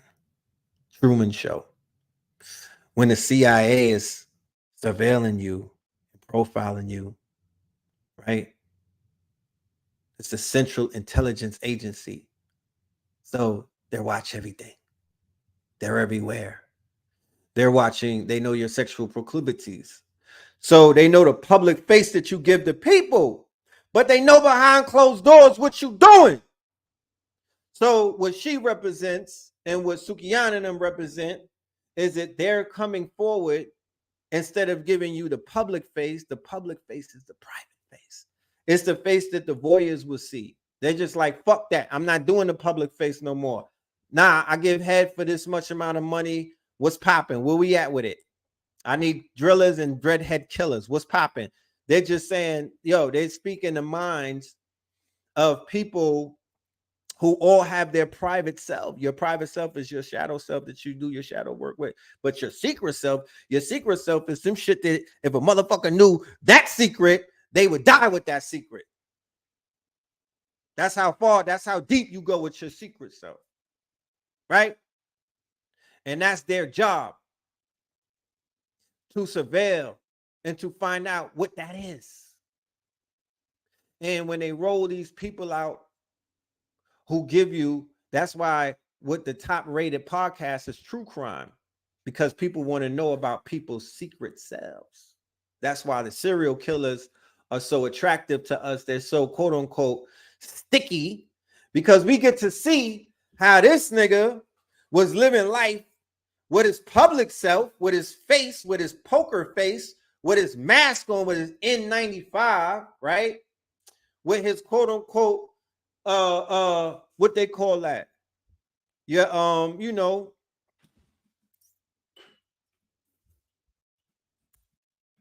your face card. But then when nobody was looking, that person was a deviant. That person was totally opposite of the mask that they put on. And not only was that part of the story, no, they take it a step further. They descend into some forms of darkness, the dark triad.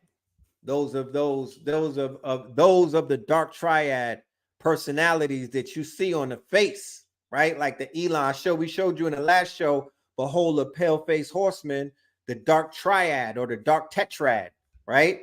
And what are those qualities? So imagine what their secret face, or imagine what their secret lives are. Imagine what their private lives are. Fuck the public life. So it's this type of voyeurism that people are into right now in this age that we live in, especially because everybody's been exposed to everything, and exposure is the new sexy. So she's enticing. This whole sexy red thing, it's an enticing, the moniker in it of itself is magical, you know? But for those of y'all who are into lip gloss and things of that nature, makeup routines and shit like that, she's actually coming out with a lip gloss line. And I got to let you know some of the names of this lip gloss just in case you want to indulge. Because like I said, I'm not here to tell anybody what to do in their private secret lives, because my central intelligence tells me that people are not who they appear to be. You know what I'm saying? So we not falling for the okie doke. I ain't into, you know, that's why I don't believe shit that I see and half of the things that I hear. So she got a motherfucking lip gloss line called Coochie Juice, Booty Hole Brown, Coochie Pink, Sex on My Period, Gonorrhea, Yellow Discharge, and Nut. That's where we at, y'all. We in the Kali Yuga. Okay? She's 25 years old. Red. That's where we at with it. Okay? And you could be on the other side of this phone saying, you know what? I don't listen to her. I dodge it. You know what I mean? When that shit come on, I switch right to the Amen channel. But guess who's plugged in? Guess who's on TikTok going crazy to the ski you? Guess who she got under her motherfucking spell? Look at her. You see her toes? Shawty. Archetype. Right? Archetype. Many will come. Few will be chosen. Many will come from that one strain, right? From that gremlin strain, many will pop out from stripes back. And I'm not judging, I'm just smudging. You know? Let me pull this shit back up.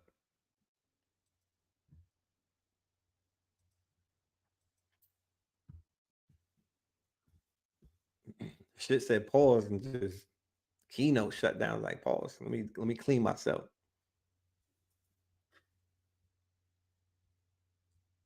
So what we're gonna do is we're gonna fix her skin. You know what I'm talking about? That's how we're gonna basically pay her back for, you know, everything that she's contributed to the culture. We're gonna send her mad shea butter, and y'all queens are gonna introduce yourself to Miss Sexy Red, and then maybe y'all could commence to, you know, helping her blossom into who I think that she could become. You know? But yeah, the skin, you know what I'm saying? It's a lot going on. You know? There's a lot going on. So another fall that took place that we all got to witness was the cyber attacks that took over the MGM and the Vegas casino empire. The same place that I just happened to be a few weeks ago. Man, it's just so crazy how shit be following. But yeah, they shut that bitch down. Cyber attacks basically completely folded the MGM and Caesars. These are a group of Gen Z hackers, right? Gen Z hackers. There's going to be a campaign that is going to come out of this that's going to lead to AI and restrictions, because it's probably going to be shown that whatever bug or whatever they're using, right? This group is called Scattered Spider, Muddled Libra, and UNC 3944. These are hackers. We know trappers. They know hackers. They doing some Ocean 13, 14, 15 type shit. Okay? They went and hacked the motherfucking casinos, held them ransom, and got about 15 million out of them. Okay? So this is not only the crime of the future, but this is what's going on right now. This is some of the newest, well, not the newest because it's been taking place, but we're seeing a rise in cyber piracy and things of that nature, you know. And with the rise of Poison GPT and a few other Venom GPT and a few other of the quote unquote GPTs that are out there that are dark and whatnot, them people is getting busy, bro. You know. So Scattered Spider seems to be everywhere. The scope of their intrusion since March 2022 from a CrowdStrike perspective is pretty broad. They use social engineering, living off the land, and RMM tools before deploying ransomware or conducting extortion, right? So this is, you know, this is an ill movie, you know? So this is some of the sectors, right? This is the people that were responsible for taking down the MGM. Okay. So let's get to another conversation, right? We'll eventually hear more about the whole spider people, but what did take place was Vegas has been taken down. Okay. Vegas is hosting, hold on, let me go backwards. Vegas is hosting the Super Bowl. They're hosting a consortium of quote unquote humongous events. I think they're hosting a racing event.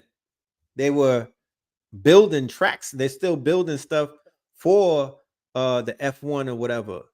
So yeah, Vegas getting hacked is real. They kept that under wraps because they didn't want to talk about it because they want that shit to go away because they don't want any other hacker groups and whatnot and these cyber criminals to get ideas, but they're getting their shit washed. Now, this conversation right here, I spoke on this earlier. I touched on it earlier. This has the internet in uproar. There's a lot of people adding on their perspective. What I saw was there was humongous pushback from the West Coast artists, legacy artists whose identity, right? Whose identity and whose quote unquote, their legacies are built on this foundation of what they perceive NWA to be to both them and to their quote unquote culture.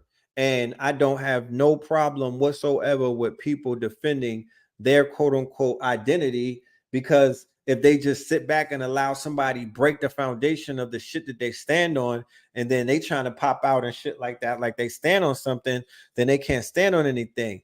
But the conversations that I paid attention to, that both I saw the conversation that Special Ed had with the Dog Pound, right? He had a conversation with the Dog Pound, and he had a conversation with a few other people from the West Coast and whatnot.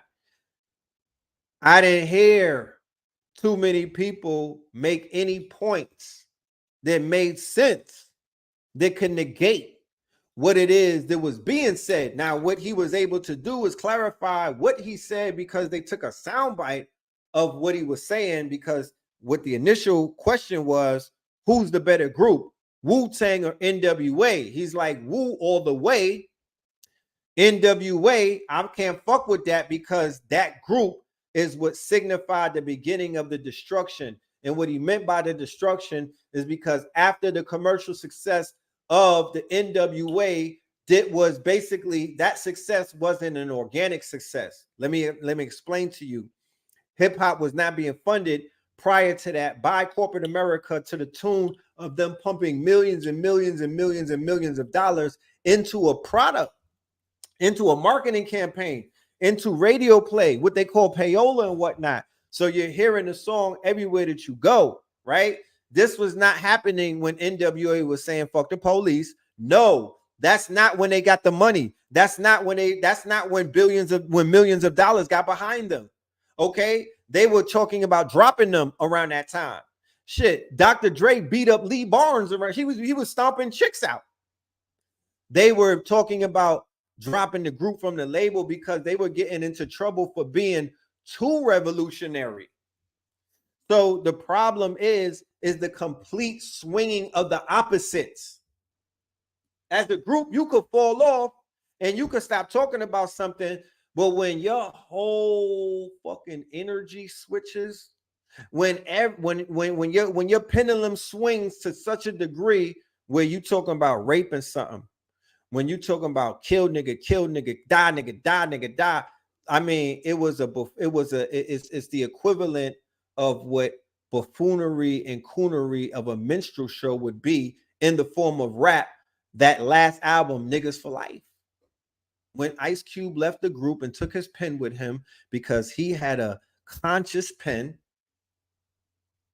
And when he became solo, we got to see how conscious his pen was, because he came to New York and he put out 3 classics that really highlighted and showcased and gave us the highest appreciation of Ice Cube, of West Coast rappers, of the potential that they had to be the quote unquote remnants of the bastards of the party. What we were taught, people from Oakland and LA and the West Coast represented because of the proximities of the Panthers, right? We like, nah, them niggas is revolutionary. So express yourself and fuck the police and straight out of Compton.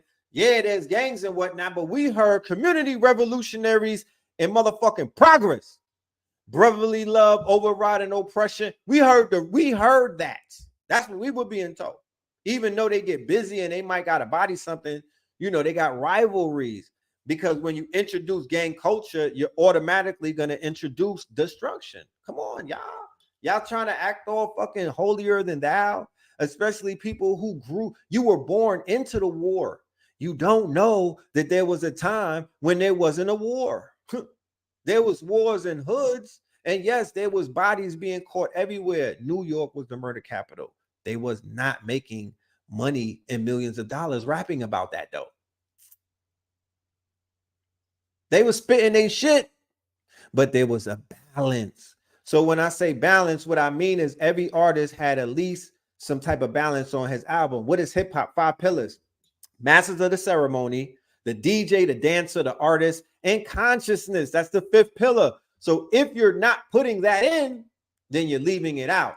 And what he means by the destruction is after NWA, you never really saw the embracing of conscious rappers, artists. What went away after that, right? And it ain't because NWA went after them and was trying to body them. No, the corporations, the people who strategically was like, nah, we're gonna invest in the prisons. Remember the secret meeting, the shit that Crazy Bone talked about, and Crazy Bone is on life support? Do you find that suspicious? That same letter is the same when they decided who the group was going to be. It's no secret. It was NWA. Eazy-E goes to the White House. He later dies of AIDS. Ice Cube leaves and says Jerry Heller's running things. The fucking ADL and the other people was over there holding shit down. They're compromised. They're compromised. They're not rapping about being revolutionary anymore. They're not edgy anymore. They don't have the edge. They're not against the system anymore. They're against their people. They're promoting an agenda. So what he means by the agenda is that. And as that went forward, yes, it conformed how everybody started rapping everywhere, of course. And the message and the balance, black men calling themselves God, black men saying stop the violence, black men saying self-destruction, black men saying the black man is supreme, king, Asiatic, nobody is equal, right? Knowledge reigns supreme over nearly everyone. Hip-hop's acronyms is higher, infinite power, healing our people. Higher, infinite power, healing our people. So what we are saying is there came a time where that took a turn for the worse. The frequency changed. They had a master producer who wore sequins and eyeliners by the name of Dr. Dre, who beat on women. Okay. And real niggas say he wasn't stand-up. So I listen to real niggas. And it could quack like a duck, but that shit is a duck if everybody's saying it's quacking. So yes, I'm just giving you the skinny to it. So what I would like to see out of this is a healthy debate. Let's fucking go. It's about time. It's a conversation that needs to be had because the bodies increase, the murders increase. Everybody, gang culture is not supposed to be in every city because it's not helping your city, fam. And I'm not a hater.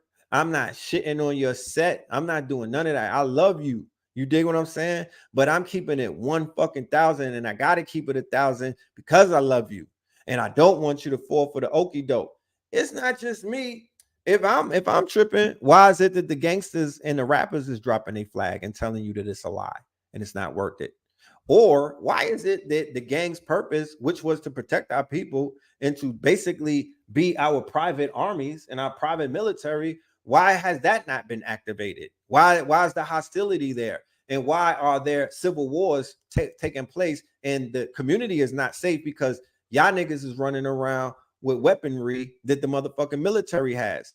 And we're not seeing that action being taken to people who are traumatizing, murdering, and brutalizing us. You know what I'm talking about?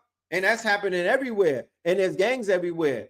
But we know that sex trafficking is on the rise, human trafficking, and y'all been implicated into being behind that.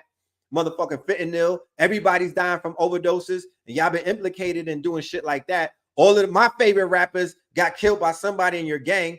A fucking Crip killed Nipsey. a Crip killed Biggie, a Crip killed motherfucking Tupac. So I'm like, y'all taking away our messiahs, fam. And we can't speak of the millions of the black messiahs that got killed in those streets for banging on motherfucking streets that you still don't own and houses that you niggas still can't loan. You know what I'm talking about? This shit is non-productive, fam. So we could utilize your energy. We could utilize your presence. We have purpose for you. Ain't nobody trying to throw you away or judge you and whatnot because you are needed. You are a bastard of the motherfucking party, but you going to the wrong parties. You know what I'm talking about? No more parties in LA. You know what I mean? Or the Constitution has to be adjusted. The OGs that are coming home, they have the solutions. Listen to the OGs. If there's any podcast that I could spend some time listening to, some of it is sometimes the OGs. But then you got goofies like this. Look at what Exhibit said. You remember Exhibit from Pimp Your Fucking Car? Right? The nigga who always showing you his teeth, especially when white people around. That nigga, now he's a gangbanger. So Special Ed, who by the way, for some of y'all, comes from the golden era of hip hop. He made a song called I Got It Made. He's a Jamaican out of Flatbush, Brooklyn. He was our first superstar that we looked up to. Special Ed is very important in hip hop. Never boosted, never shoplifted. I was like, lies, we doing that. But he is a legend. And he's been on through 2020, through the pandemic and everything and some other things. I seen that man embrace his quote unquote thirst for knowledge. And he was very vocal. He's been very vocal. He went past woke. So I applaud him for saying what he said, even if he didn't give it the way that a Umar or somebody like a master teacher could deliver it and whatnot. I know what he was saying. And I get what he was saying. And people is trying to be too Googleable, when you are too practical and shit like that. No, you niggas is thinking too much. It is what it is. There was a shift that took place, and we're not putting all the blame on NWA because it wasn't the blame on them. We said that's the era. And that's the group who them people had started to compromise. They was compromising some other people a little bit. But Jerry Heller, y'all wilding if you trying to get that one by. You out to lunch. Everybody said that. So Exhibit said, so this what this what Special Ed said. NWA brought the age of destruction to our children and our culture. I respect all of them as men, but as the art form, that's where it started. That's where the agenda started, and that's where the destruction began, right?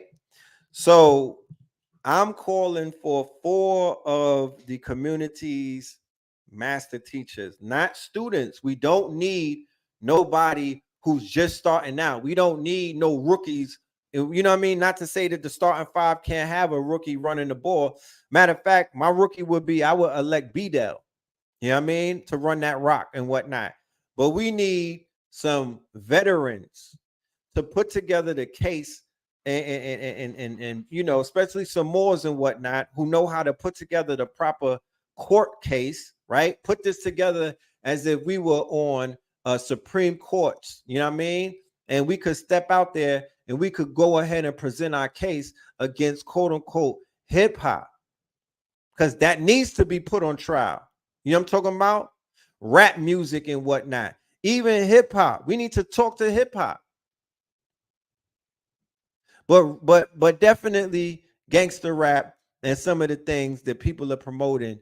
We should put that on a mock trial and cook that shit, or we should have a collegiate debate and put $1 million up.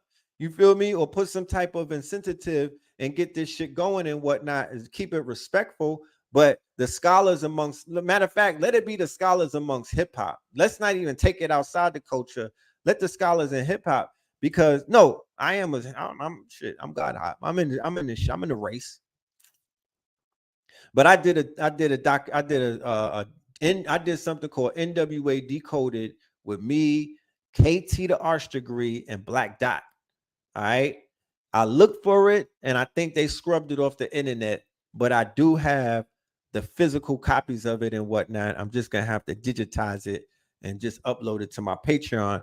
But yeah, that shit went very deep, way past NWA, all the way to the CIA. Nigga, we know where we going. You know what I'm saying? We went deep into the CIA and show implications on these intelligence agencies and people who work in cahoots, the big businesses. If you don't know by now, the Universal and Sony and all of these other places are in bed with them alphabet people and they all have an agenda, then come on now. But here's exhibit. Man, that's my family tree right there. I don't go out of my way to discourage people from expressing their opinions about hip hop, but fuck this shit. Special ed, you out of pocket. Don't make it hard for yourself. We still active, bro. Exhibit 49 type. So did exhibit prove special ed's point?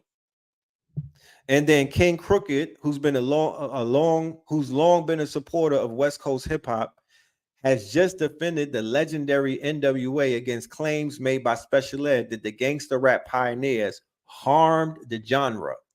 Special Ed made the controversial comments while on Drink Champs on September 16th.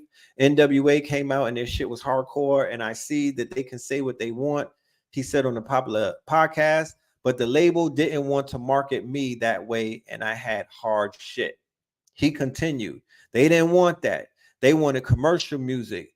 We all wanted to be original. So Special Ed is saying the artists of that time, they all wanted to be original. You had De La Soul, you had Big Daddy Kane. Nobody sounded, you couldn't sign people who sounded like another person. That was disrespect. You had Slick Rick, even him and Dana Dane was seen as some type of disrespect because that nigga sounded too much like him. Nobody was sounding like each other. Everybody had their unique sound and their unique style and whatnot. And people wanted to express themselves. But the labels started looking at the bottom line and they like, nah, we want the shit that's selling. So this is the motherfucking, this the formula. We want gangster shit. Right? So he said that they didn't want that. They wanted commercial music. We all wanted to be original. Now it's a bandwagon effect. Now it's all about cloning. These guys ushered in the age of destruction. But King Crooked went on TMZ, right? You on TMZ, and disputed these claims. So he said, let me talk to you, my brother. He began respectfully. We did not live in utopia until Straight Outta Compton dropped. Straight Outta Compton is a masterful street conscious album. That's not glorification. We got to really listen to it. Jay-Z said, do you really listen to it or do you skim through it? He continued, this destruction has always been here since we touched the soil, and art imitates life, my brother. That's what happens. Go read Destruction of the Black Civilization. I don't think NWA brought the destruction age. I think they highlighted it. That was it, right? So I don't know if he answered to that, but I'm going to answer what he just said in that statement and whatnot. Once again, like I said, when I'm talking about NWA, I specifically say, I preface after Ice Cube left. Not that they came out the gate and they was a coon group and they was on some, Jethro Bodine, buck dancing, shucking and jobbing and stuff like that. No, Cherie Bob. The impact that they had was because they came out the fucking gate hard body.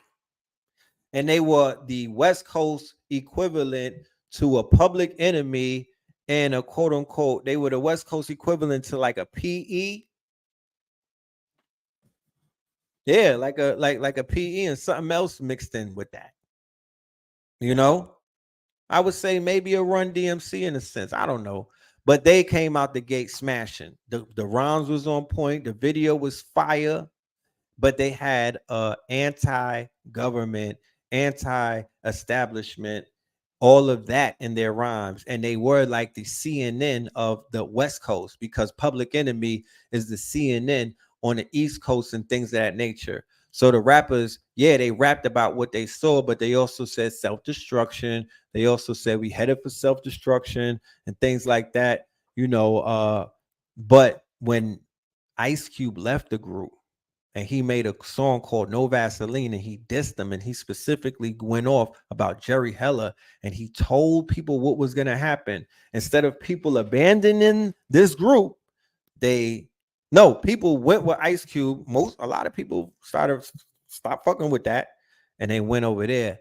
This group, out of desperation, because the main talent, which was the ghostwriter, left, and then crushed them with a diss song, began to work in the favor of an agenda that was decided by powers that be, who were not our people and did not have our quote unquote future, and they did not have the future of the children, and they did not have our prosperity in their bottom line. They had plans for private prisons. They had plans to sell that crack that they were pushing in the hood. They wanted to push more of it. They had plans to drop those crates of automatic weapons and whatnot. Those weapons that they initially began to disseminate throughout our hoods and whatnot. But they turned that shit up times 100. And they flooded it with bigger weapons and more bullets and more ammunition. There's no gun stores in New York, and everybody had one. We had one, and we had some in the 90s, but we definitely started getting more of that.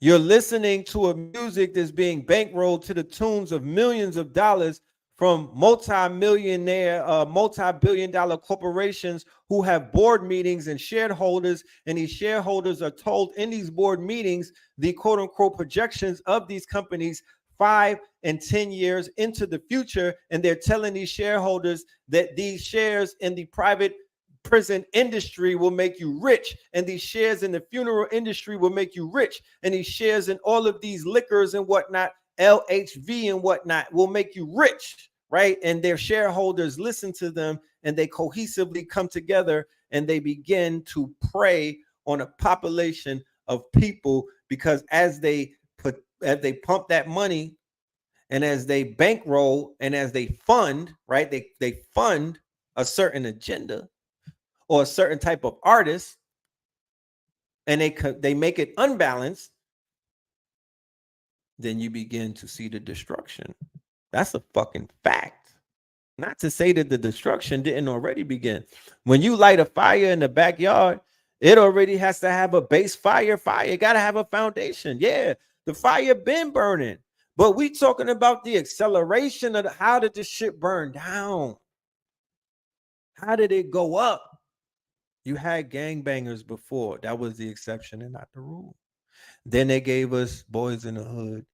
Then they gave us Menace to Society. Then they gave us Colors and whatnot. Then they gave us South Central and whatnot. Then they gave us Crooklyn. You know what I'm saying? Then they gave us New Jack City. Then they gave us motherfucking Menace. Then they gave us Blow. You know what I mean? But prior to that, they gave us Scarface. Then they gave us the Mac. Then they gave us the motherfucking Goldie and them, like Superfly. You don't think you don't know the power of cinema. You don't know the power of predictive programming.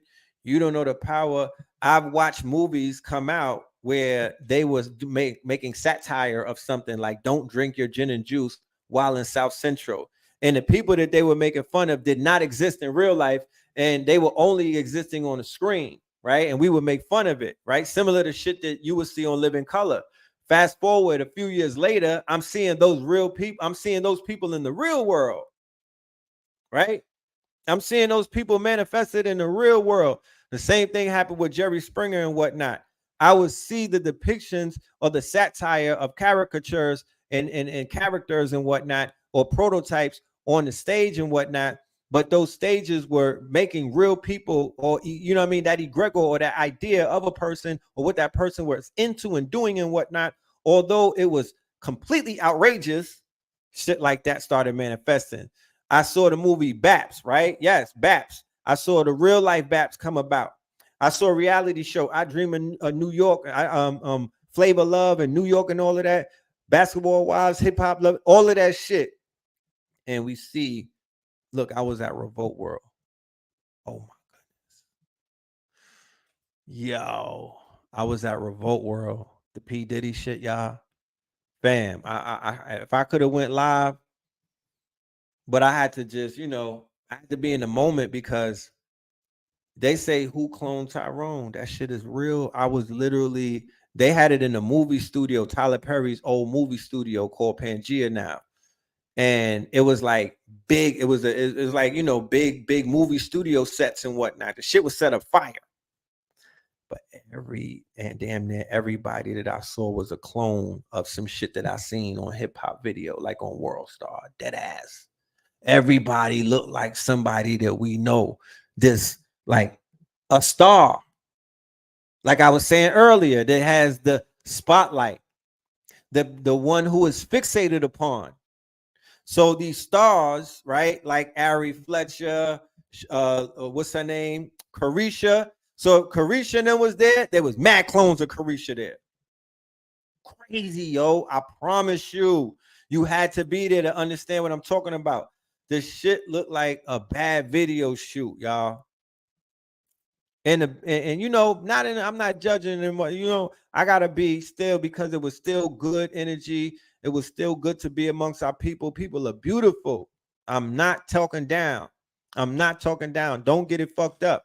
But I know how people are when they're living in their true self, because I've been in this conscious shit for a long time. So I know when I meet people, when they're in that suit, where they're wearing that clone shit, where they're just living through somebody else's image of who they thought they was versus who they blossom and become, caterpillar, butterfly shit. So I know when I'm in a motherfucking butterfly farm, and I know when I'm in a caterpillar farm.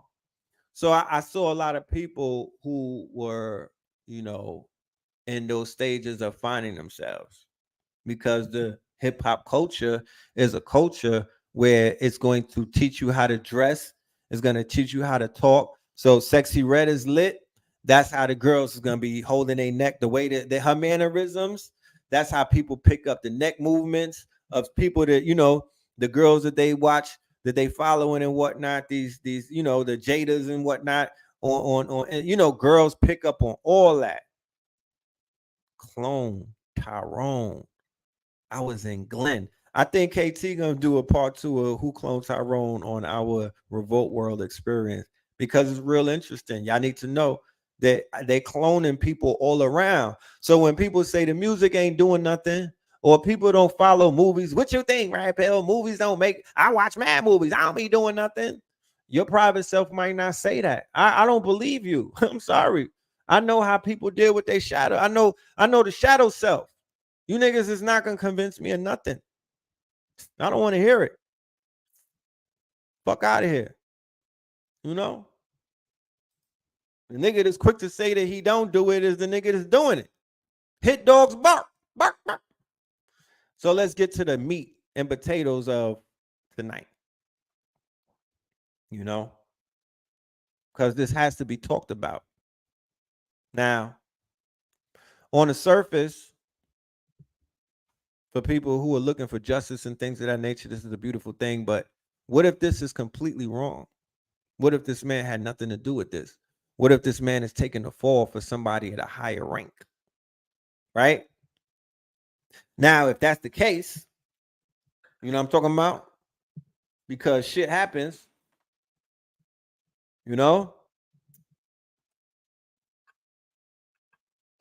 he's going to start singing. Because you're not going to tell me that a man that's 60 years old is just about to go spend the rest of his motherfucking life behind bars doing something that he didn't do. Now, this is the same man who publicly confessed to being in a car when Tupac was murdered, which theoretically makes him an accessory to the murder. And according to some of my sources, who I will not name at the moment, right? Because you don't give away your sources. But this source is he is a reporter as well. So I don't want to take, I'm gonna let him roll out his information and whatnot. But he did say that there are tapes that show that Orlando wasn't in that car. Remember, he got his arm fucked up. And there's also forensics that says that his shooting arm was fucked up, so it was impossible for him to be the shooter. So there's a lot that's going to be revealed in this situation, and we all know, well, we may not all know, but some of us are aware of the prospect of the bigger fish, the big fall. I ain't talking about, he's not the fall. Keefe D is not the fall. The great fall is not Keefe D. You know what I'm talking about? He's the domino effect that's going to begin the greater fall. He's not the fall. He's the fall guy. He's the fall guy.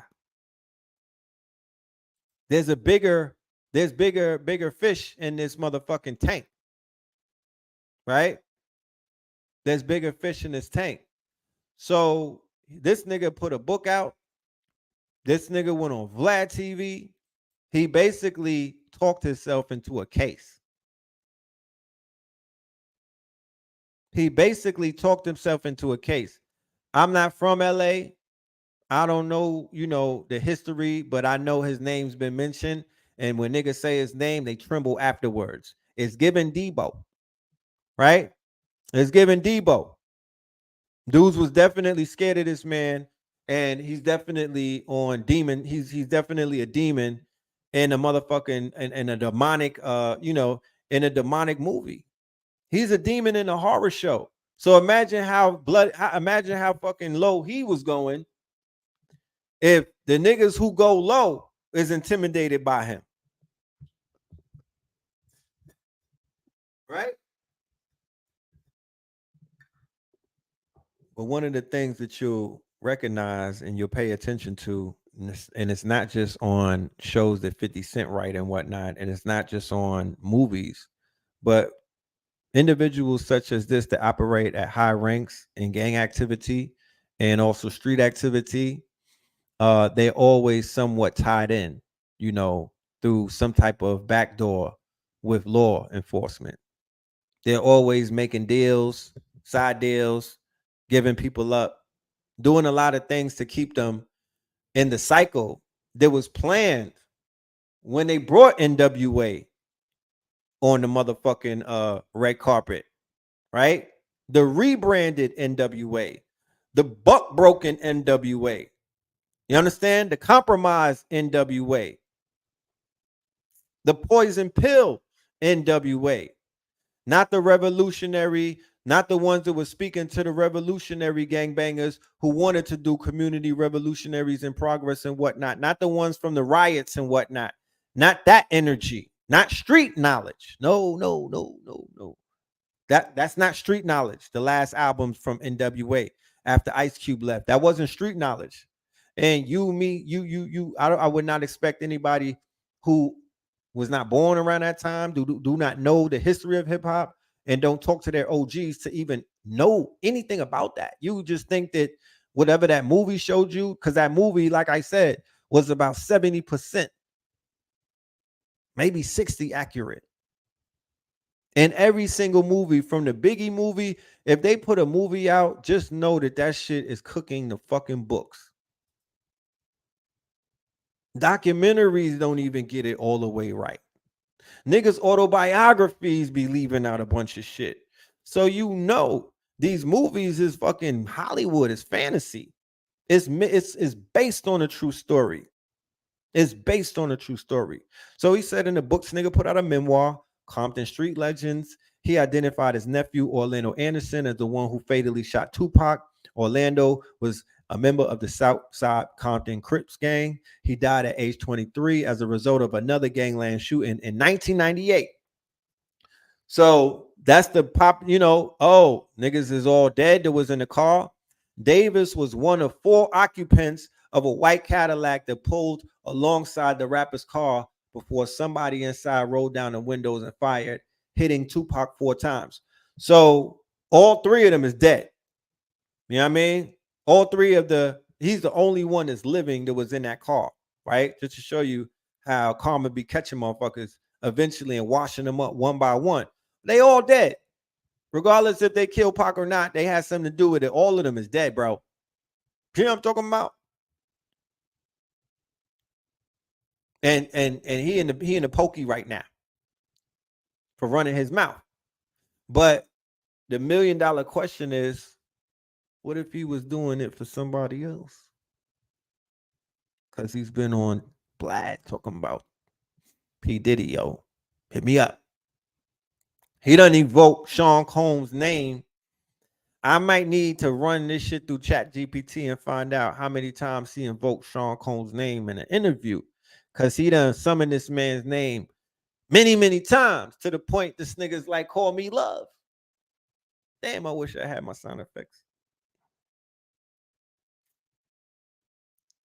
You know what I'm talking about? There's a conversation brewing that says that there was a hit that took place. And as a result, no, that there's a conversation. Let me backtrack. There's a conversation that there was a price on Tupac's head. There was a bounty on his head. You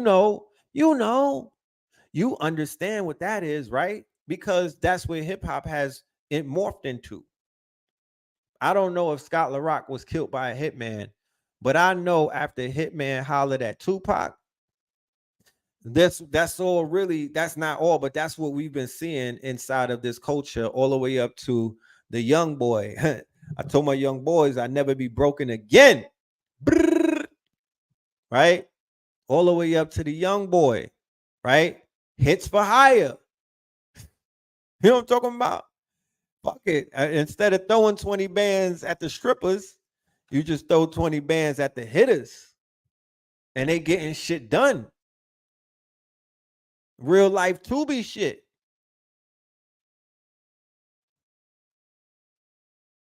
So rumor has it Tupac had a bag on. Tupac had a bag on his head. Keefy D is tied into New York Crips, right?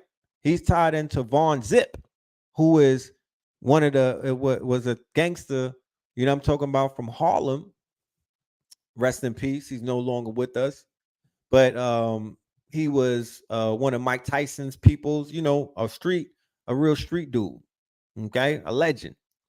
He's the plug between getting P. Diddy and them security when they go to the West Coast, because he's plugged in with the big homie. Because this is the big homie right here. Keefy D is the big homie. He's not the little homie. This is the big homie. This is the homie that helps protect them from people like Suge and other people. This is the protection.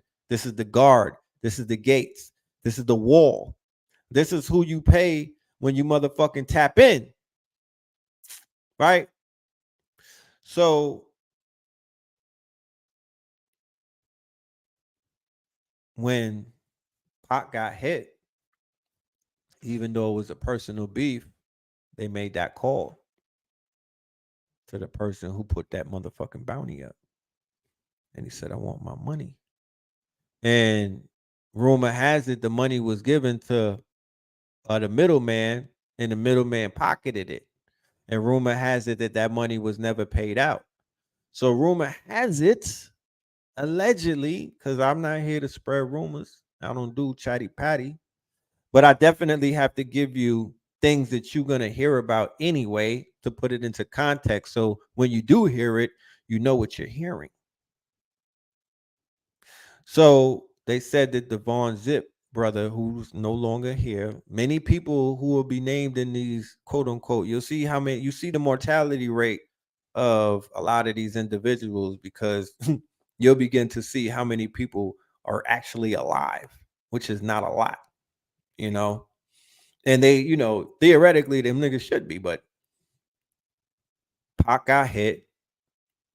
Take that. You know what I mean? That the money, the hit had a bad boy water stamp on it. And niggas been pressing your man for that bag ever since. So now that your boy is in the pokey, you know what I mean? Looking at that motherfucking that Stretchington, they saying, you know, that this man is a stand-up individual. He don't sit down to urinate. But hey, in these days and times, it's 2023. We in a motherfucking alternative dimension. You never know. Because like I say before, there's an intricate relationship between them being debriefed, like they're an asset to these quote unquote agencies, and them being interrogated. It's a very thin line, and you was exposed to that this year with YSL Woody and a whole bunch of other videos that show you how that shit goes down. But yeah, he talked himself into a jail cell, and they're charging him, and the story will become unfolding. But like I said before, he's not the bigger fish. There's a bigger fish in the pond, and we just explained who that bigger fish is. Now, for my energy workers out there, if you pay attention to the activities and the energy of the bigger fish in the past few months and whatnot, you may notice a lot of weight loss. You may notice a different type of energy in the bigger fish. The bigger fish is flopping around differently these days, as if something is on the bigger fish's mind. And when I went to the Revolt Fest, I did pay attention to my surroundings and whatnot. And I wanted to see up close what's the energy of the bigger fish. And it felt like the bigger fish was fighting, racing against time. That's what I was getting from it. It was giving that the bigger fish is really beginning to race against time. He has to get his album out. He got to give those masters back to his artists and whatnot. He got to make shit right with people. You understand? He got to make his fucking plate right, because he knows when the shit comes down, he don't want it to come down that hard. Remember, the bigger fish is a scorpion. Bigger fish is a scorpion. So scorpions, we kill from above, like eagles. And I'm talking about, so eagles kill from above. And that's how scorpions kill. They line you up, and it's not them that's going to pull the trigger. But death from above means that he's passing the bag down. It might pass down through two hands, but you get your shit knocked off if you cross him. You know? And I believe Suge was the target. You know? I believe Suge was the target because the bag might have been on Suge's head and Pac. So we'll see. You know? We'll see. This is the theater right here. You know, this will dominate the news cycle for a very long time. Spiritually, what it means is Tupac back. You know, spiritually, what it says to me is there's something about this man's spirit. He said thug immortal. People can say what they want to say. I mean, even though this is a case that should have been solved a long time ago, if this secrecy of these organizations, you know what I mean, they were more true to the people, or they were more true to the truth than they were for keeping these secrets. I don't know. You know, everything in its timing. But yeah, nigga, Tupac back. You know, next to the onward, let us move on to the next great fall as we trek forward. So we see Donald Trump talking shit. He said the gun charge is the only crime that Hunter Biden committed that does not implicate crooked Joe Biden. 1 down, 11 to go. The Democrats, with all of their horrible, very unfair, and mostly illegal witch hunts, have started a process that is very dangerous for our country. They have opened the proverbial Pandora's box, and it is possible that the USA will never be the same again. So sad. Oh, they on Joe Biden's Assington. Pause.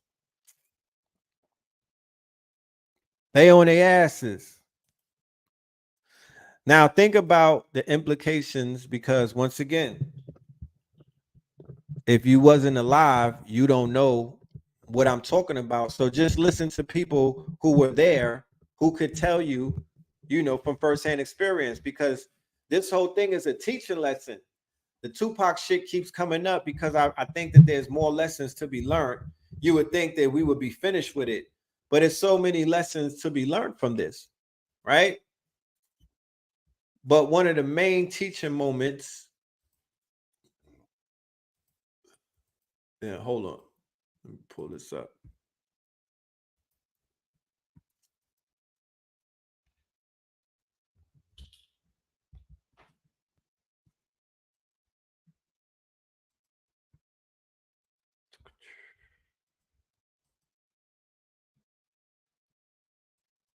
Yeah, Pac name is always gonna make the algorithm move.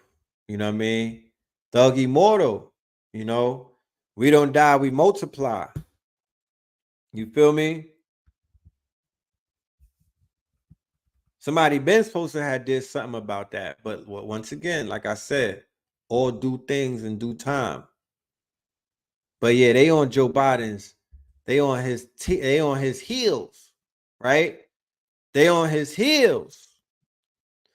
So these people is playing tag on Capitol Hill. Remember the theater of politics. Okay? This shit is all theater, right?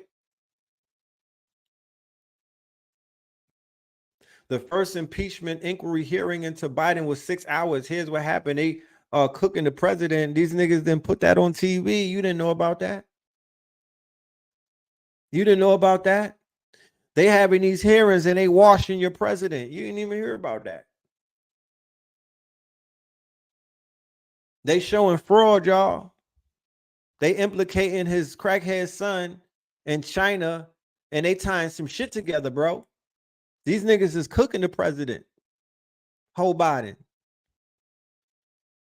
Today, the House Committee on Oversight and Accountability held a hearing titled The Basis for an Impeachment Inquiry of President Joseph R. Biden. At the hearing, witnesses testified that evidence uncovered has passed the threshold to open an impeachment inquiry into the conduct of President Joe Biden.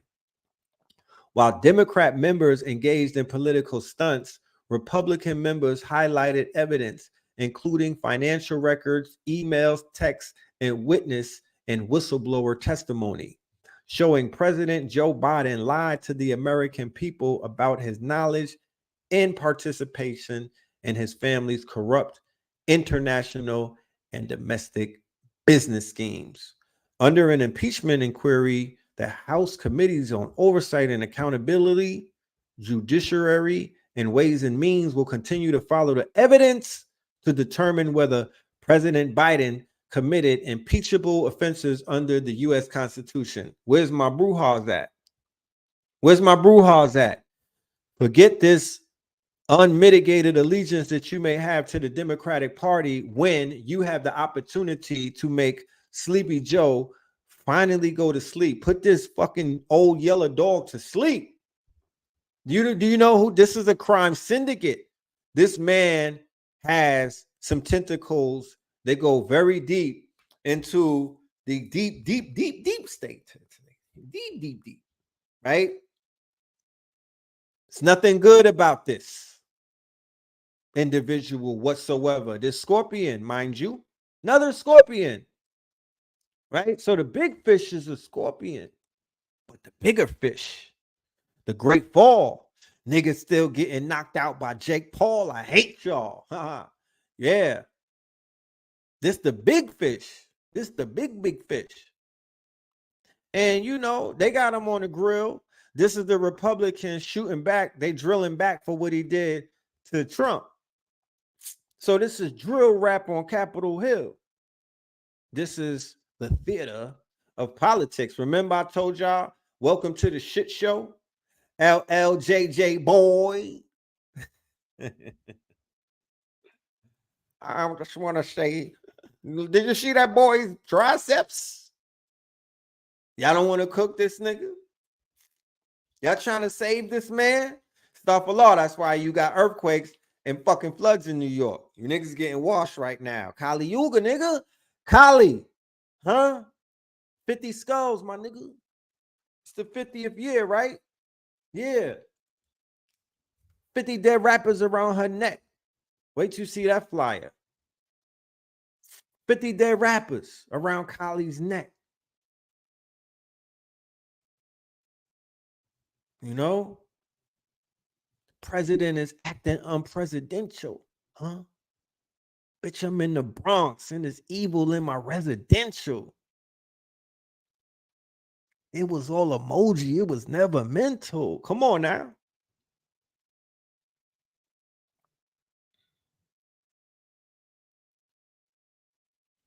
They saluting Nazis in Canada.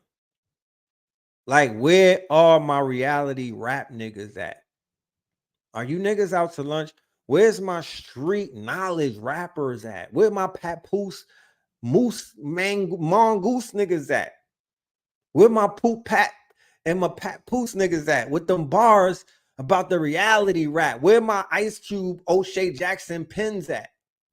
Since you niggas want to wear Jerry curls and ride the NWA train, well, where's your O'Shea Jackson pin at? Because I ain't hear nobody clone 91, 1990, 91, 92 Ice Cube, America's Most Wanted, Death Certificate, Kill at Will. Where you niggas at with that? The only one I see is Nas busting his gun and whatnot, and the OGs is tearing them toes up and shit like that. But where are the reality rappers? This is you look at your canvas. Look how much shit is there to write about. You could put a project out every month. It's up. So where's the poets at? Where's the poetry? Yeah, we got a lot of we got Punani rap. You know what I mean? We call it Tassili where I'm from. We call it raw reality, matter of fact. We got a lot of Punani raps out there, and it's cool. Because you know, Punani rap is lit. It tastes good. But where's the reality rap? Where's the balance? We need a balance. We need LL, we need LL Cool J, and we need Cool L JJ Boy. We need a balance. You know? Yeah, City Boys got to take an L real quick. It's all you talk about. You said City Boys are down right now. Nah, Jeezy left Jeannie Ma, nigga. City Boys are up. Fuck what you mean? So yeah, Biden is about his dirty laundry is getting aired out. This right here is just cannon fodder for the Civil War fuckery shit show that I've been telling y'all about that was gonna happen in 2024. Remember, welcome to the shit show.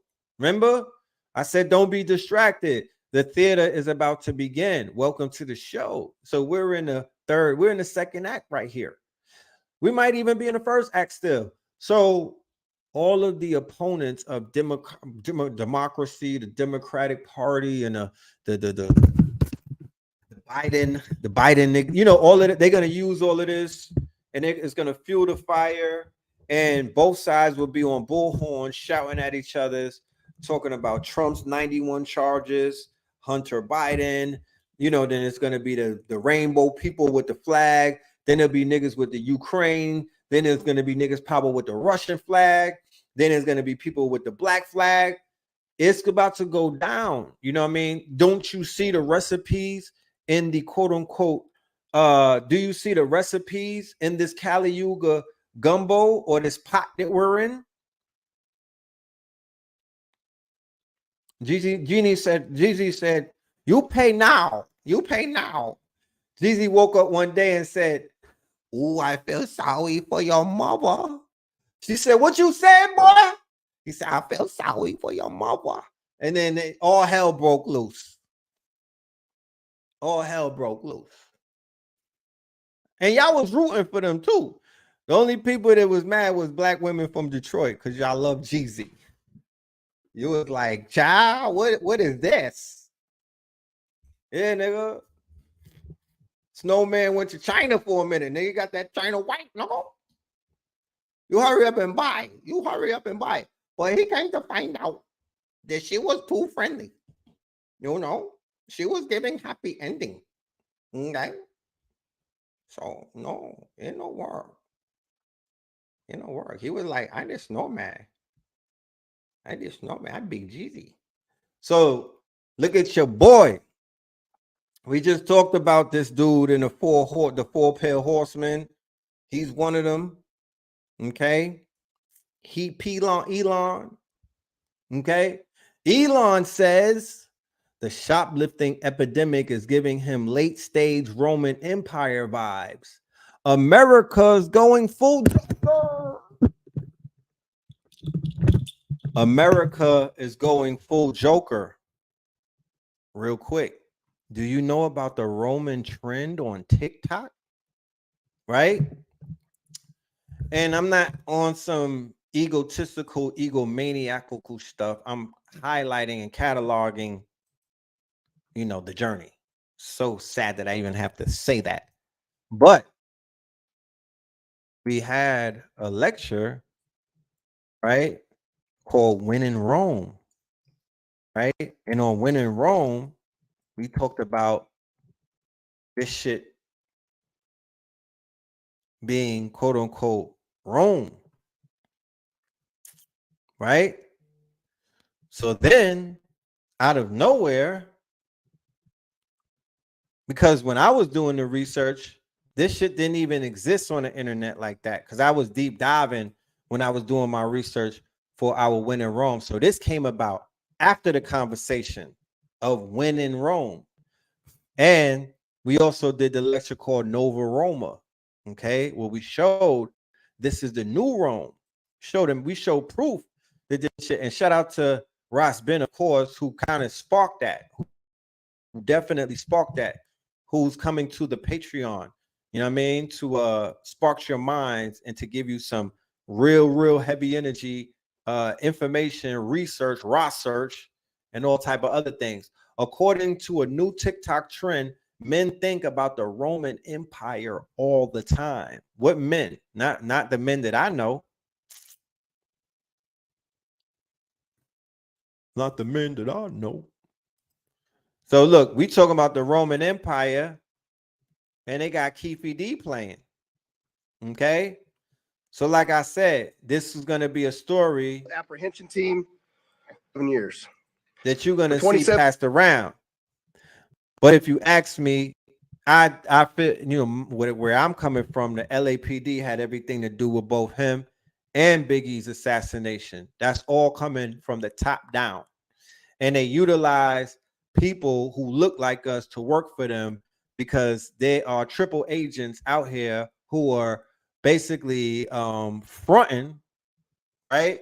They are agent provocateurs. They on payrolls.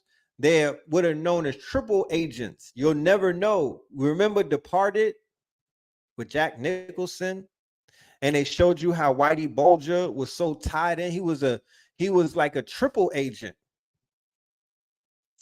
A lot of these people who are out here, who are these informants, like the person that killed Nipsey,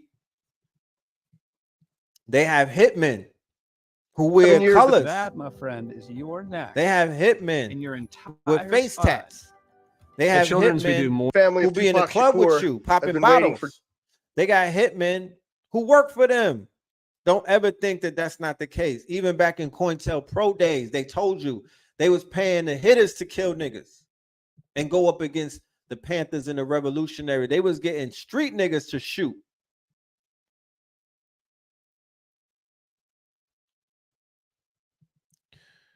Listen to this. 27 years. For 27 years, the family of Tupac Shakur has been waiting for justice.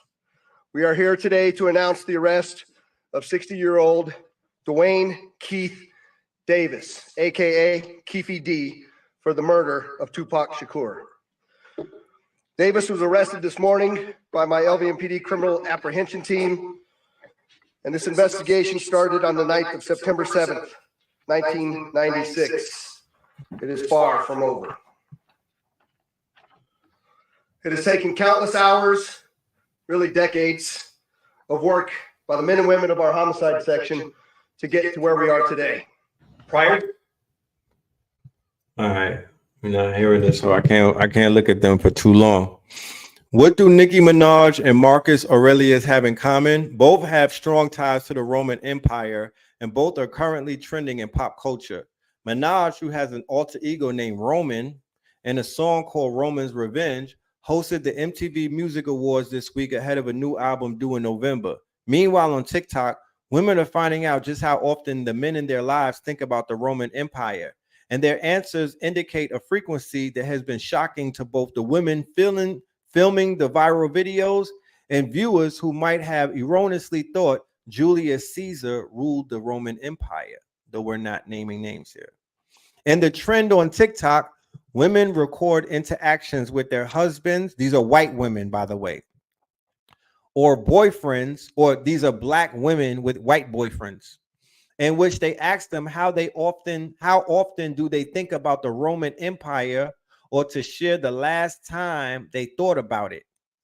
based on their answers, if they haven't been thinking about the Roman Empire as frequently as every day, or at least 3 to 4 times a month, you're doing it wrong. The men in these videos are serious in their answers, attempting to defend their responses as completely normal when their partners are shocked to learn what a huge part of their interior lives this historical period plays. Okay? When in Rome, right? When in Rome, this is Rome. They're thinking about it because we're fucking living in it. Okay? They're thinking about it because we're living in it. And not only are we living in it, but we're living in it from the perspective that they're seeing themselves as these Roman warriors or soldiers, crusaders. What about the Roman Empire? Just anything about it. You're the Carthaginian. Probably not a lot. Why? Not a lot. When was the last time you thought about it? Maybe a week or two ago. The Roman Empire was a very big part in history. So how often do you think about it? Not a lot. How often?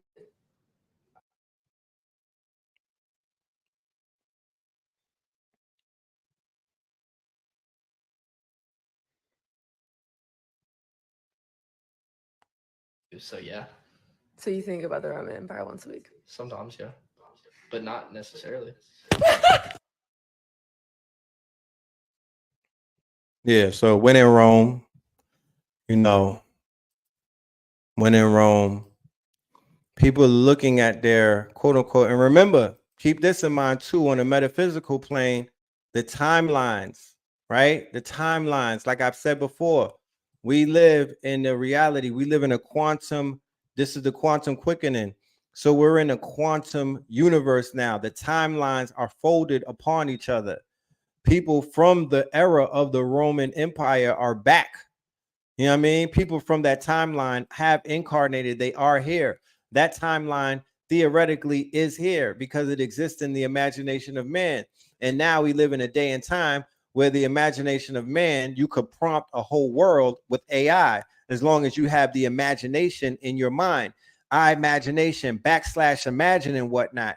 So we live in a day and time where the generator, operator, destroyer, right? So the generator is the generative AI, Midjourney, ChatGPT. You could generate anything now.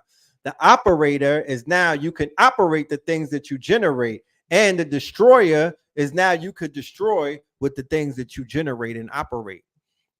Agent GPT, Auto GPT, baby AGI. You could basically destroy the same way that the hackers are taking over Vegas, the same way that you could destroy something for good. You know what I mean? You could destroy the lies. You could destroy the misconceptions of who we are by utilizing this technology to work for you. It's all perspective. So we are in the phase of generator, operator, destroyer, just in these days and times with the tools that are at our fucking fingertips. You don't stop with the, you know what I mean? You don't got to be a victim, bro. You don't got to be a victim, bro. Either you see the glass half full or you see that bitch empty. You know what I'm talking about? And that's all on you. That's all on where you are in your stage of manifestation or manifesting, or your understanding of where you are in the scheme of things. Everybody has a perception of this reality, and no one has the same one. So when in Rome, be a Carthaginian. When in Rome, you know what I mean? Don't be a motherfucking Roman. Give back to Caesar what is his. You got to be on some Hannibal shit. That's where the power is. You know what I'm talking about? Resistance is where the power is. When you go to the gym, it's the resistance. So to be in Rome and to be Roman on some side, you know what I mean? To be Roman or Gomorran, right? That's not where the power is. It's easy to be a Roman when in Rome. White men are thinking about Rome because they're Roman. They're romantic. They have Roman antics and whatnot. they are being marketed through Netflix and other situations to speak to the Roman in them.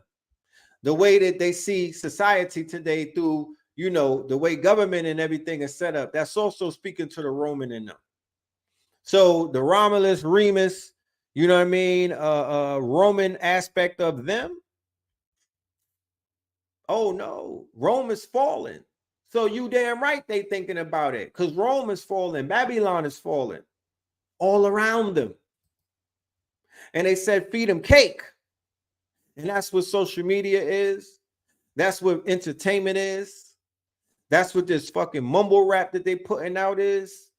That's what all of these video games and all of that stuff, everything that the fantasy complex industry is in control of, right? That's what you get. That's what you get. So let me have a word from our sponsors. We're going to take a word from our sponsors and we will be right back. All right. Healthy so you can get wealthy with True Health Love. We got everything that you need in terms of getting your body right for the fall, for the summer, just everyday wellness. We got herbal products. We got Sabi inspired meal preps. We got juice preps. And we also have our soul food takeout spot in Southern California. That's right. Alkaline soul food in Southern California. Come on down. It's nutritious and delicious. Get healthy so you can get wealthy. TrueHealthLove.com. Peace.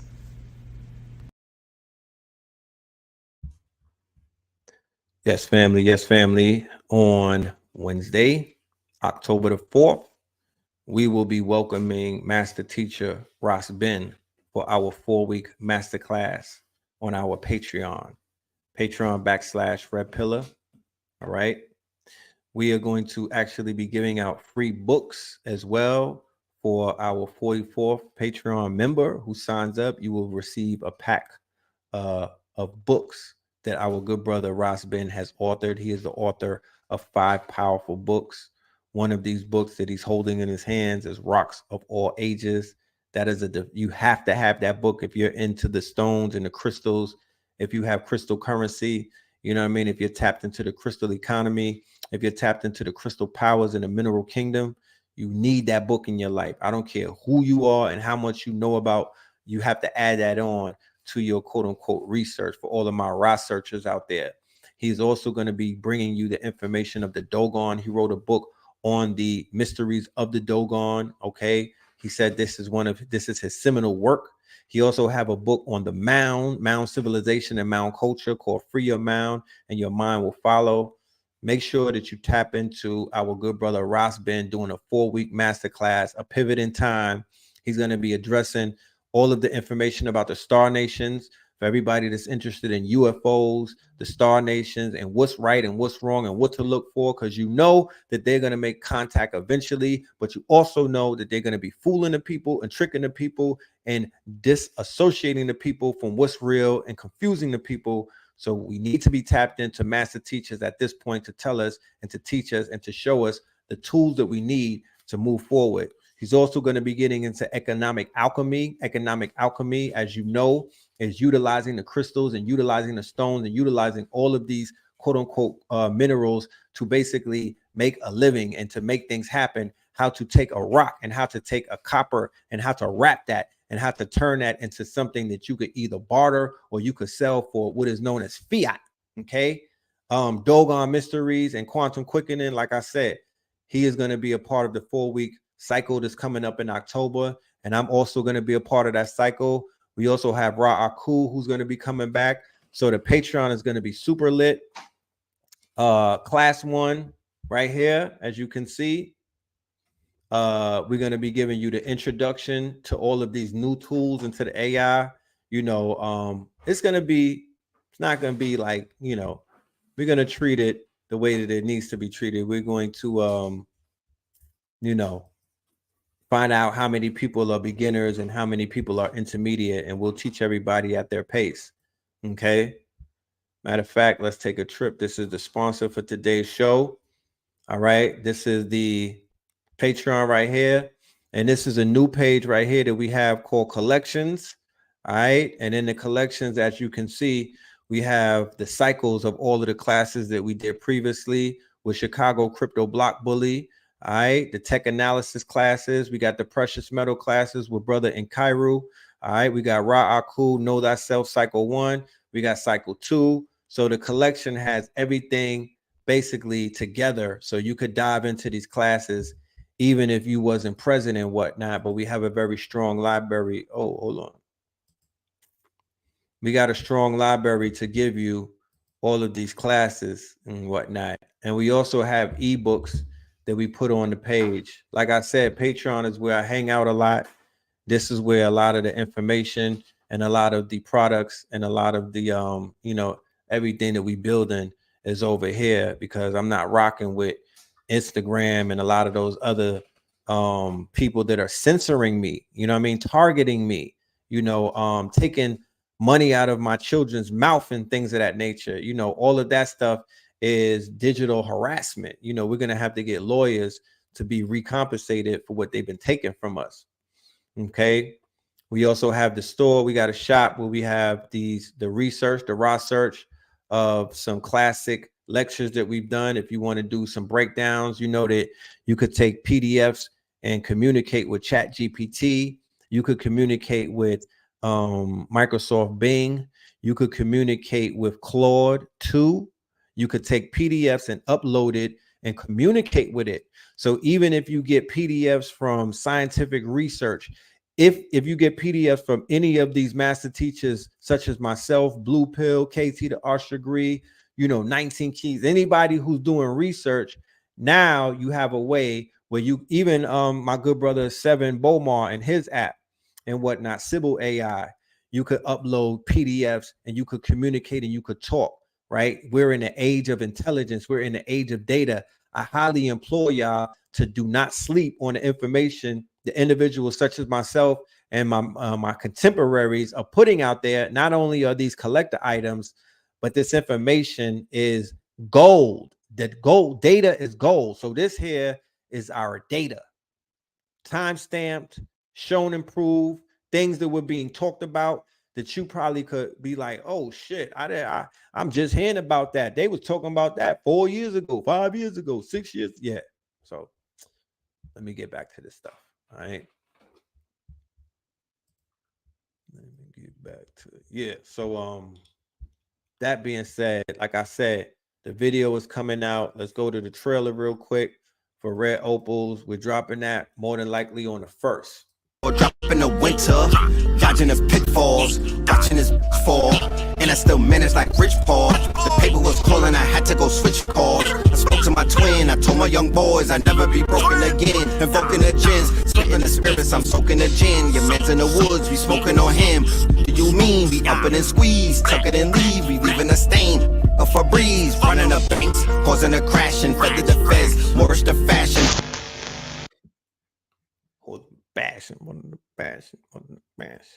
Yeah, that part. Yeah, so that video is lit. You know what I mean? That shit is gonna drop world premiere. What I'm gonna need y'all to do though, because this is a people project, like I said, for my Instagram followers and people like that, my page is gonna be converted slowly into a musical page. I took all of my posts down off of my Instagram. I scrubbed my whole page. Took all of this stuff from all the way back in 2013. I had about 20,000 posts up there, and I cleaned that shit off because, I'm moving forward and I'm focusing, like I said, on my art, on my art. You know what I mean?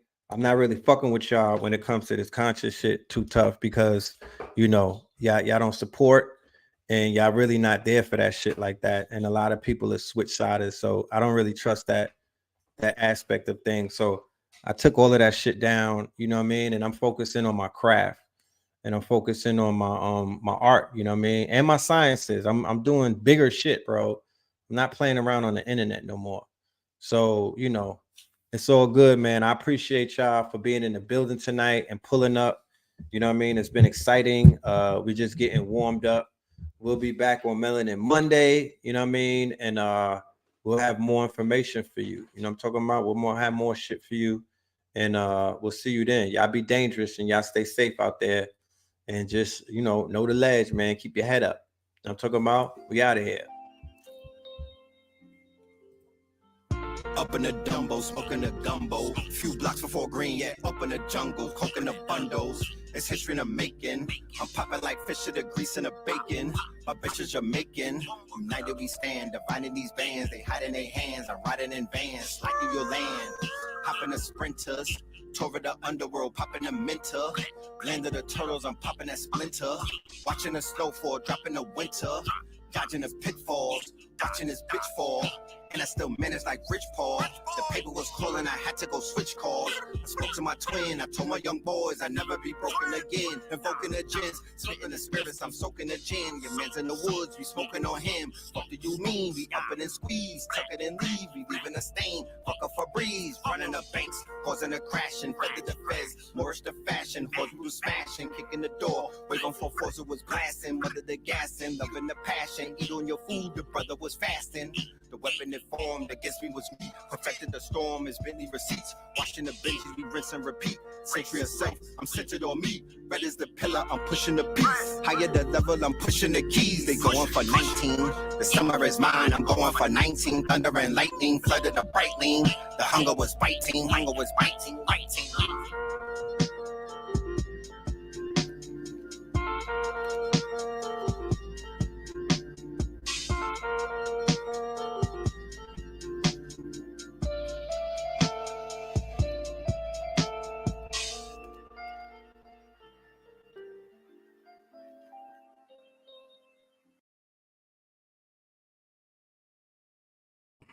Real quick.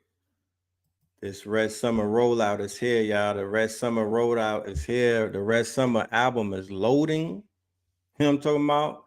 The merch is on deck. A good Red Summer drip. I need y'all to tap in with Star Status Store. Hit them on the Instagram. Get your Red Summer drip, ladies. This is for y'all. We got the short sets. Only got I'm talking about for the fellas. We got them embroidery hoodies coming. The brother ships. You can order it from the Instagram. Hit him up on the gram, on the DM, and he'll ship them to you. Talk about Star Status Store, and that's on my Instagram page. All right, Bill_Moreland. Bill_Moreland. MORELAND. You know what I mean? Yeah. Shout out to Loon. We got to see the brother Loon, aka Amir. You know what I mean? Let me take y'all through some pictures and whatnot. Yeah, I ain't finished. Shit, I've been a minute, man. Fuck that. And it's Friday too. You niggas is up, right? Yeah, we saw Loon and whatnot. Loon, I'm gonna have that's somebody that I do a podcast with. And I'll do Choke No Joke was out there. Knowledge of God from Hip Hop Is Real. You know what I mean? Remember, I played the video from Knowledge of God. Knowledge of God is a super legend. And so is Choke No Joke. He's the one who solved the Biggie murder. He's gonna pop out and show the world the real truth. Cause I think they cooking it. They cooking the truth. Check this out. NWA brought the age of destruction. Damn. Jesus. NWA brought the age of destruction to our children and our culture. Wow. Period. I respect all of them as men. Right. But as the art form, and you want me to speak on the art form, I'm gonna tell you what it is. That's where it started. Wow. That's where the agenda started, and that's where the destruction began. How gangster rap you would give that to them? And WA ran away with it in such a way where it was like, for real? That's all we gonna do? Yeah. What he means by ran away with it in such a way is that they made millions of dollars and they knew consciously that they was moving in a direction that was completely away from where we were heading as a people, where we needed to head, where we were heading. We were conscious of who we were. We were wearing black medallions. We were wearing X hats. Like we were there. We were not asleep like that. Yeah, crack was being sold, but it was the exception and not the rule. I promise you, and I tell you, everybody was not necessarily selling crack. They couldn't do that back then. Everybody wasn't doing all of that. It was more people trying to live an innocent life than it was trying to be a fucking gangster. And that shifted overnight. And people who didn't belong outside winded up outside with their head bust.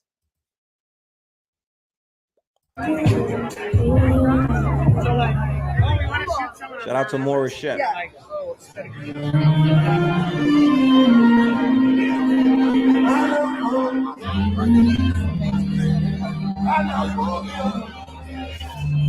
Red Summer loaded.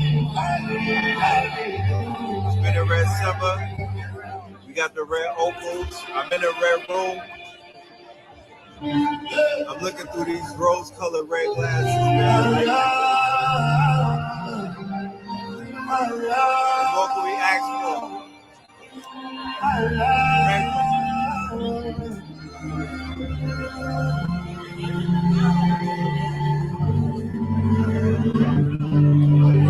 My IG right here. Make sure y'all go follow the IG.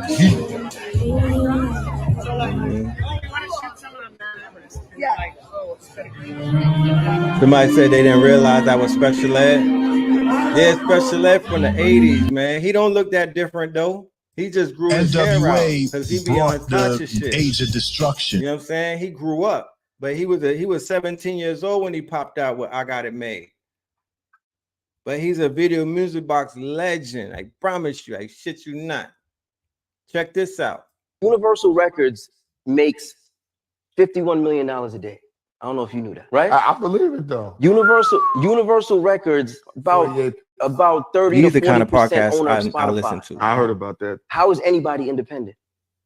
How can you call yourself an independent artist? You still giving money to Universal Records when your shit gets played on Spotify. That's a fact. That's a big How fact. is anybody independent? You talking all this independent shit. We in the worst place we have ever been as musicians right now. All the advertisement dollars that Spotify makes, Apple Music makes, whatever, right? We're supposed to get a portion of that. We don't. We've been getting the same money since they've started, right? Their advertisement dollars have gone up 20, 30 times since then. Why are we still getting the same shit of this mythical number that they made up? What's the value of a song? Nobody can tell me this shit for years. I've been saying that. What is one song worth in the digital world? A stream. What is it really worth? Universal Records makes $51 million. Pimp whole industry. 50 years later, they still robbing many. What happened was when Public Enemy, and I remember this vividly, my album was called Knowledge is King. It was going into a whole spiritual space about knowledge and being intelligent. KRS-One was saying Jesus was black. And Public Enemy was saying it takes a nation of millions to hold us back. That's all 88, 89. And by the time we got to 90, the powers that be said this black conscious movement is moving without radio play. It's moving completely underground. And there's an underground subculture of positive, pro-black, intelligent people. We cannot have this movement happening. So the unfortunate part for gangster, quote unquote, gangster rap was they started to handpick what they were going to play. And this is the part that you know. They went from not playing rap because they said it was too edgy and not melodic enough to playing the most profane rap and beeping the curses out. That's how bad they wanted to get that content on the radio. There's nothing on the radio that hasn't been paid for. So that was an investment. So the part that he said everything on the radio has been paid for. If you had PE over here and you had Biggie over here, they're going to say we're going to put more money in the Biggie because we understand his content. And this is back to freedom of speech without question. I love a lot of what Biggie did. I love a lot of what NWA did, but they started to make us one-dimensional. So instead of seeing that there was the Black Panther and the Mac, they started only showing the Mac. Right. What happened was when Public Enemy, and I so in the 70s, my album was called Knowledge. The Mac existed, right? The Mac existed. But also, right, the Black Panther shit, the Black exploitation where they was fucking up they ops and whatnot, that existed too. So there was balance, right? So I'm making a plea and I'm just putting it out there for anybody who wants to be quote unquote a legacy artist in this fickle industry. Bring back street knowledge raps, aka reality rap. It's so much that you could choose from to talk about right now and paint a picture as a poet.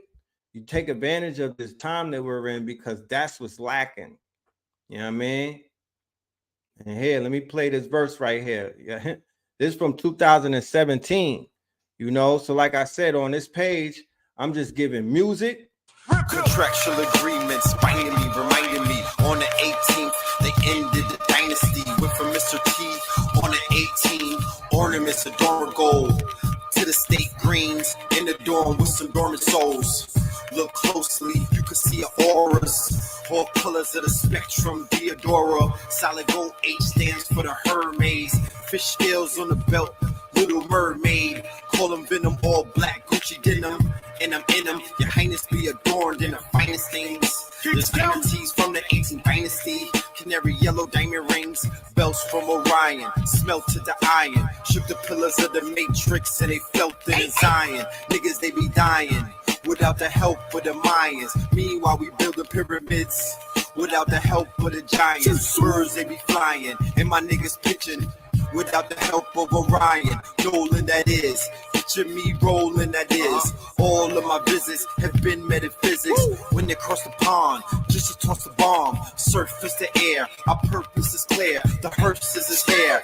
Ain't no nerve in his hair. I ain't talking about Twitter when I tell you follow me and my hombres. Hashtag Paulo my hombre. All of my soldiers left the earth with the guns blazing. Like the end of glory. Yes, in the story. Late 90 went from Tissamoris. Then they brought the biz before me. 600 big bodies sitting on the chrome. Realignment like the AutoZone. Martyrdom, wake up in the underworld. The God is home. We are not alone. 72 virgins. So my thing is, if they have these conversations about hip hop 50 and all this other shit, you know what I mean? Like a closed mouth don't get fed. I'm not about to sit back and just be quiet. And the contribution that me, my brother, and some of my contemporaries put into this 50 and this God hop shit, we stamping it. So I'm standing on my solid as a rock like Ashford and Simpson. Talk about the real one, you the last one that's mentioned. We was in the field with the last of the henchmen. You was in the house and your ass was with Vincent. Abu Dhabi, I was raised on Bobby. We in the last days, they betrayed Mugabe. The wave is godly, I'm focusing. We never was supposed to win. Took $1 billion out the stores like the Olsen twins. 93 Palladium, 92 Stadium. The legend Red Pill, yeah, bottles of Excedrin. Nosebleeds like 11, rosaries like the Reverend. Overseas with my brethren in an upside down world. Off-white dark forces, upside down crosses, etherical nooses. Strangle while dreaming, quantum entangled with angels and demons. 44 racks on the talismans, major keys of the Solomon. We the children of a lesser god, made in the image of Joe on Chesamard. Slow your horses, show your sources, know your forces. Corpus electi, corporate neckties, Corsican pirates took courses in Bed-Stuy.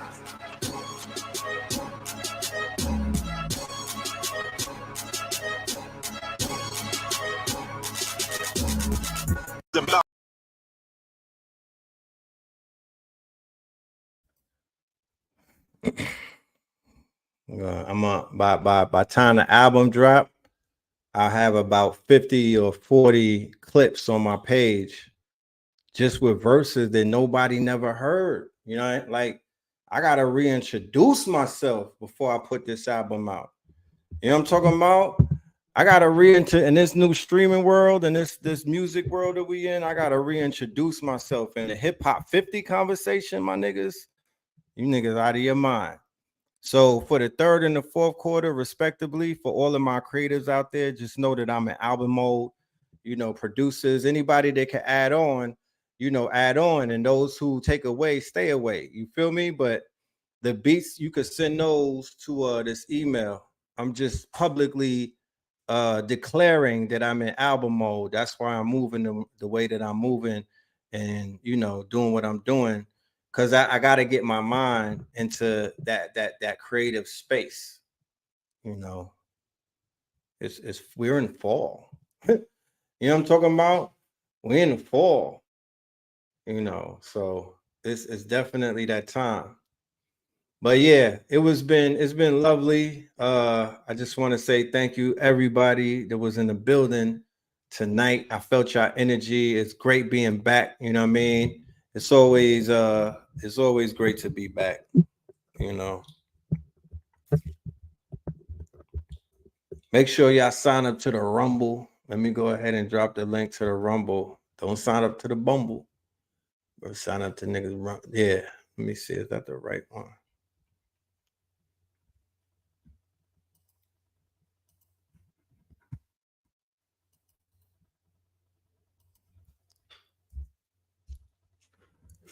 But yeah, man, we will be back on Monday.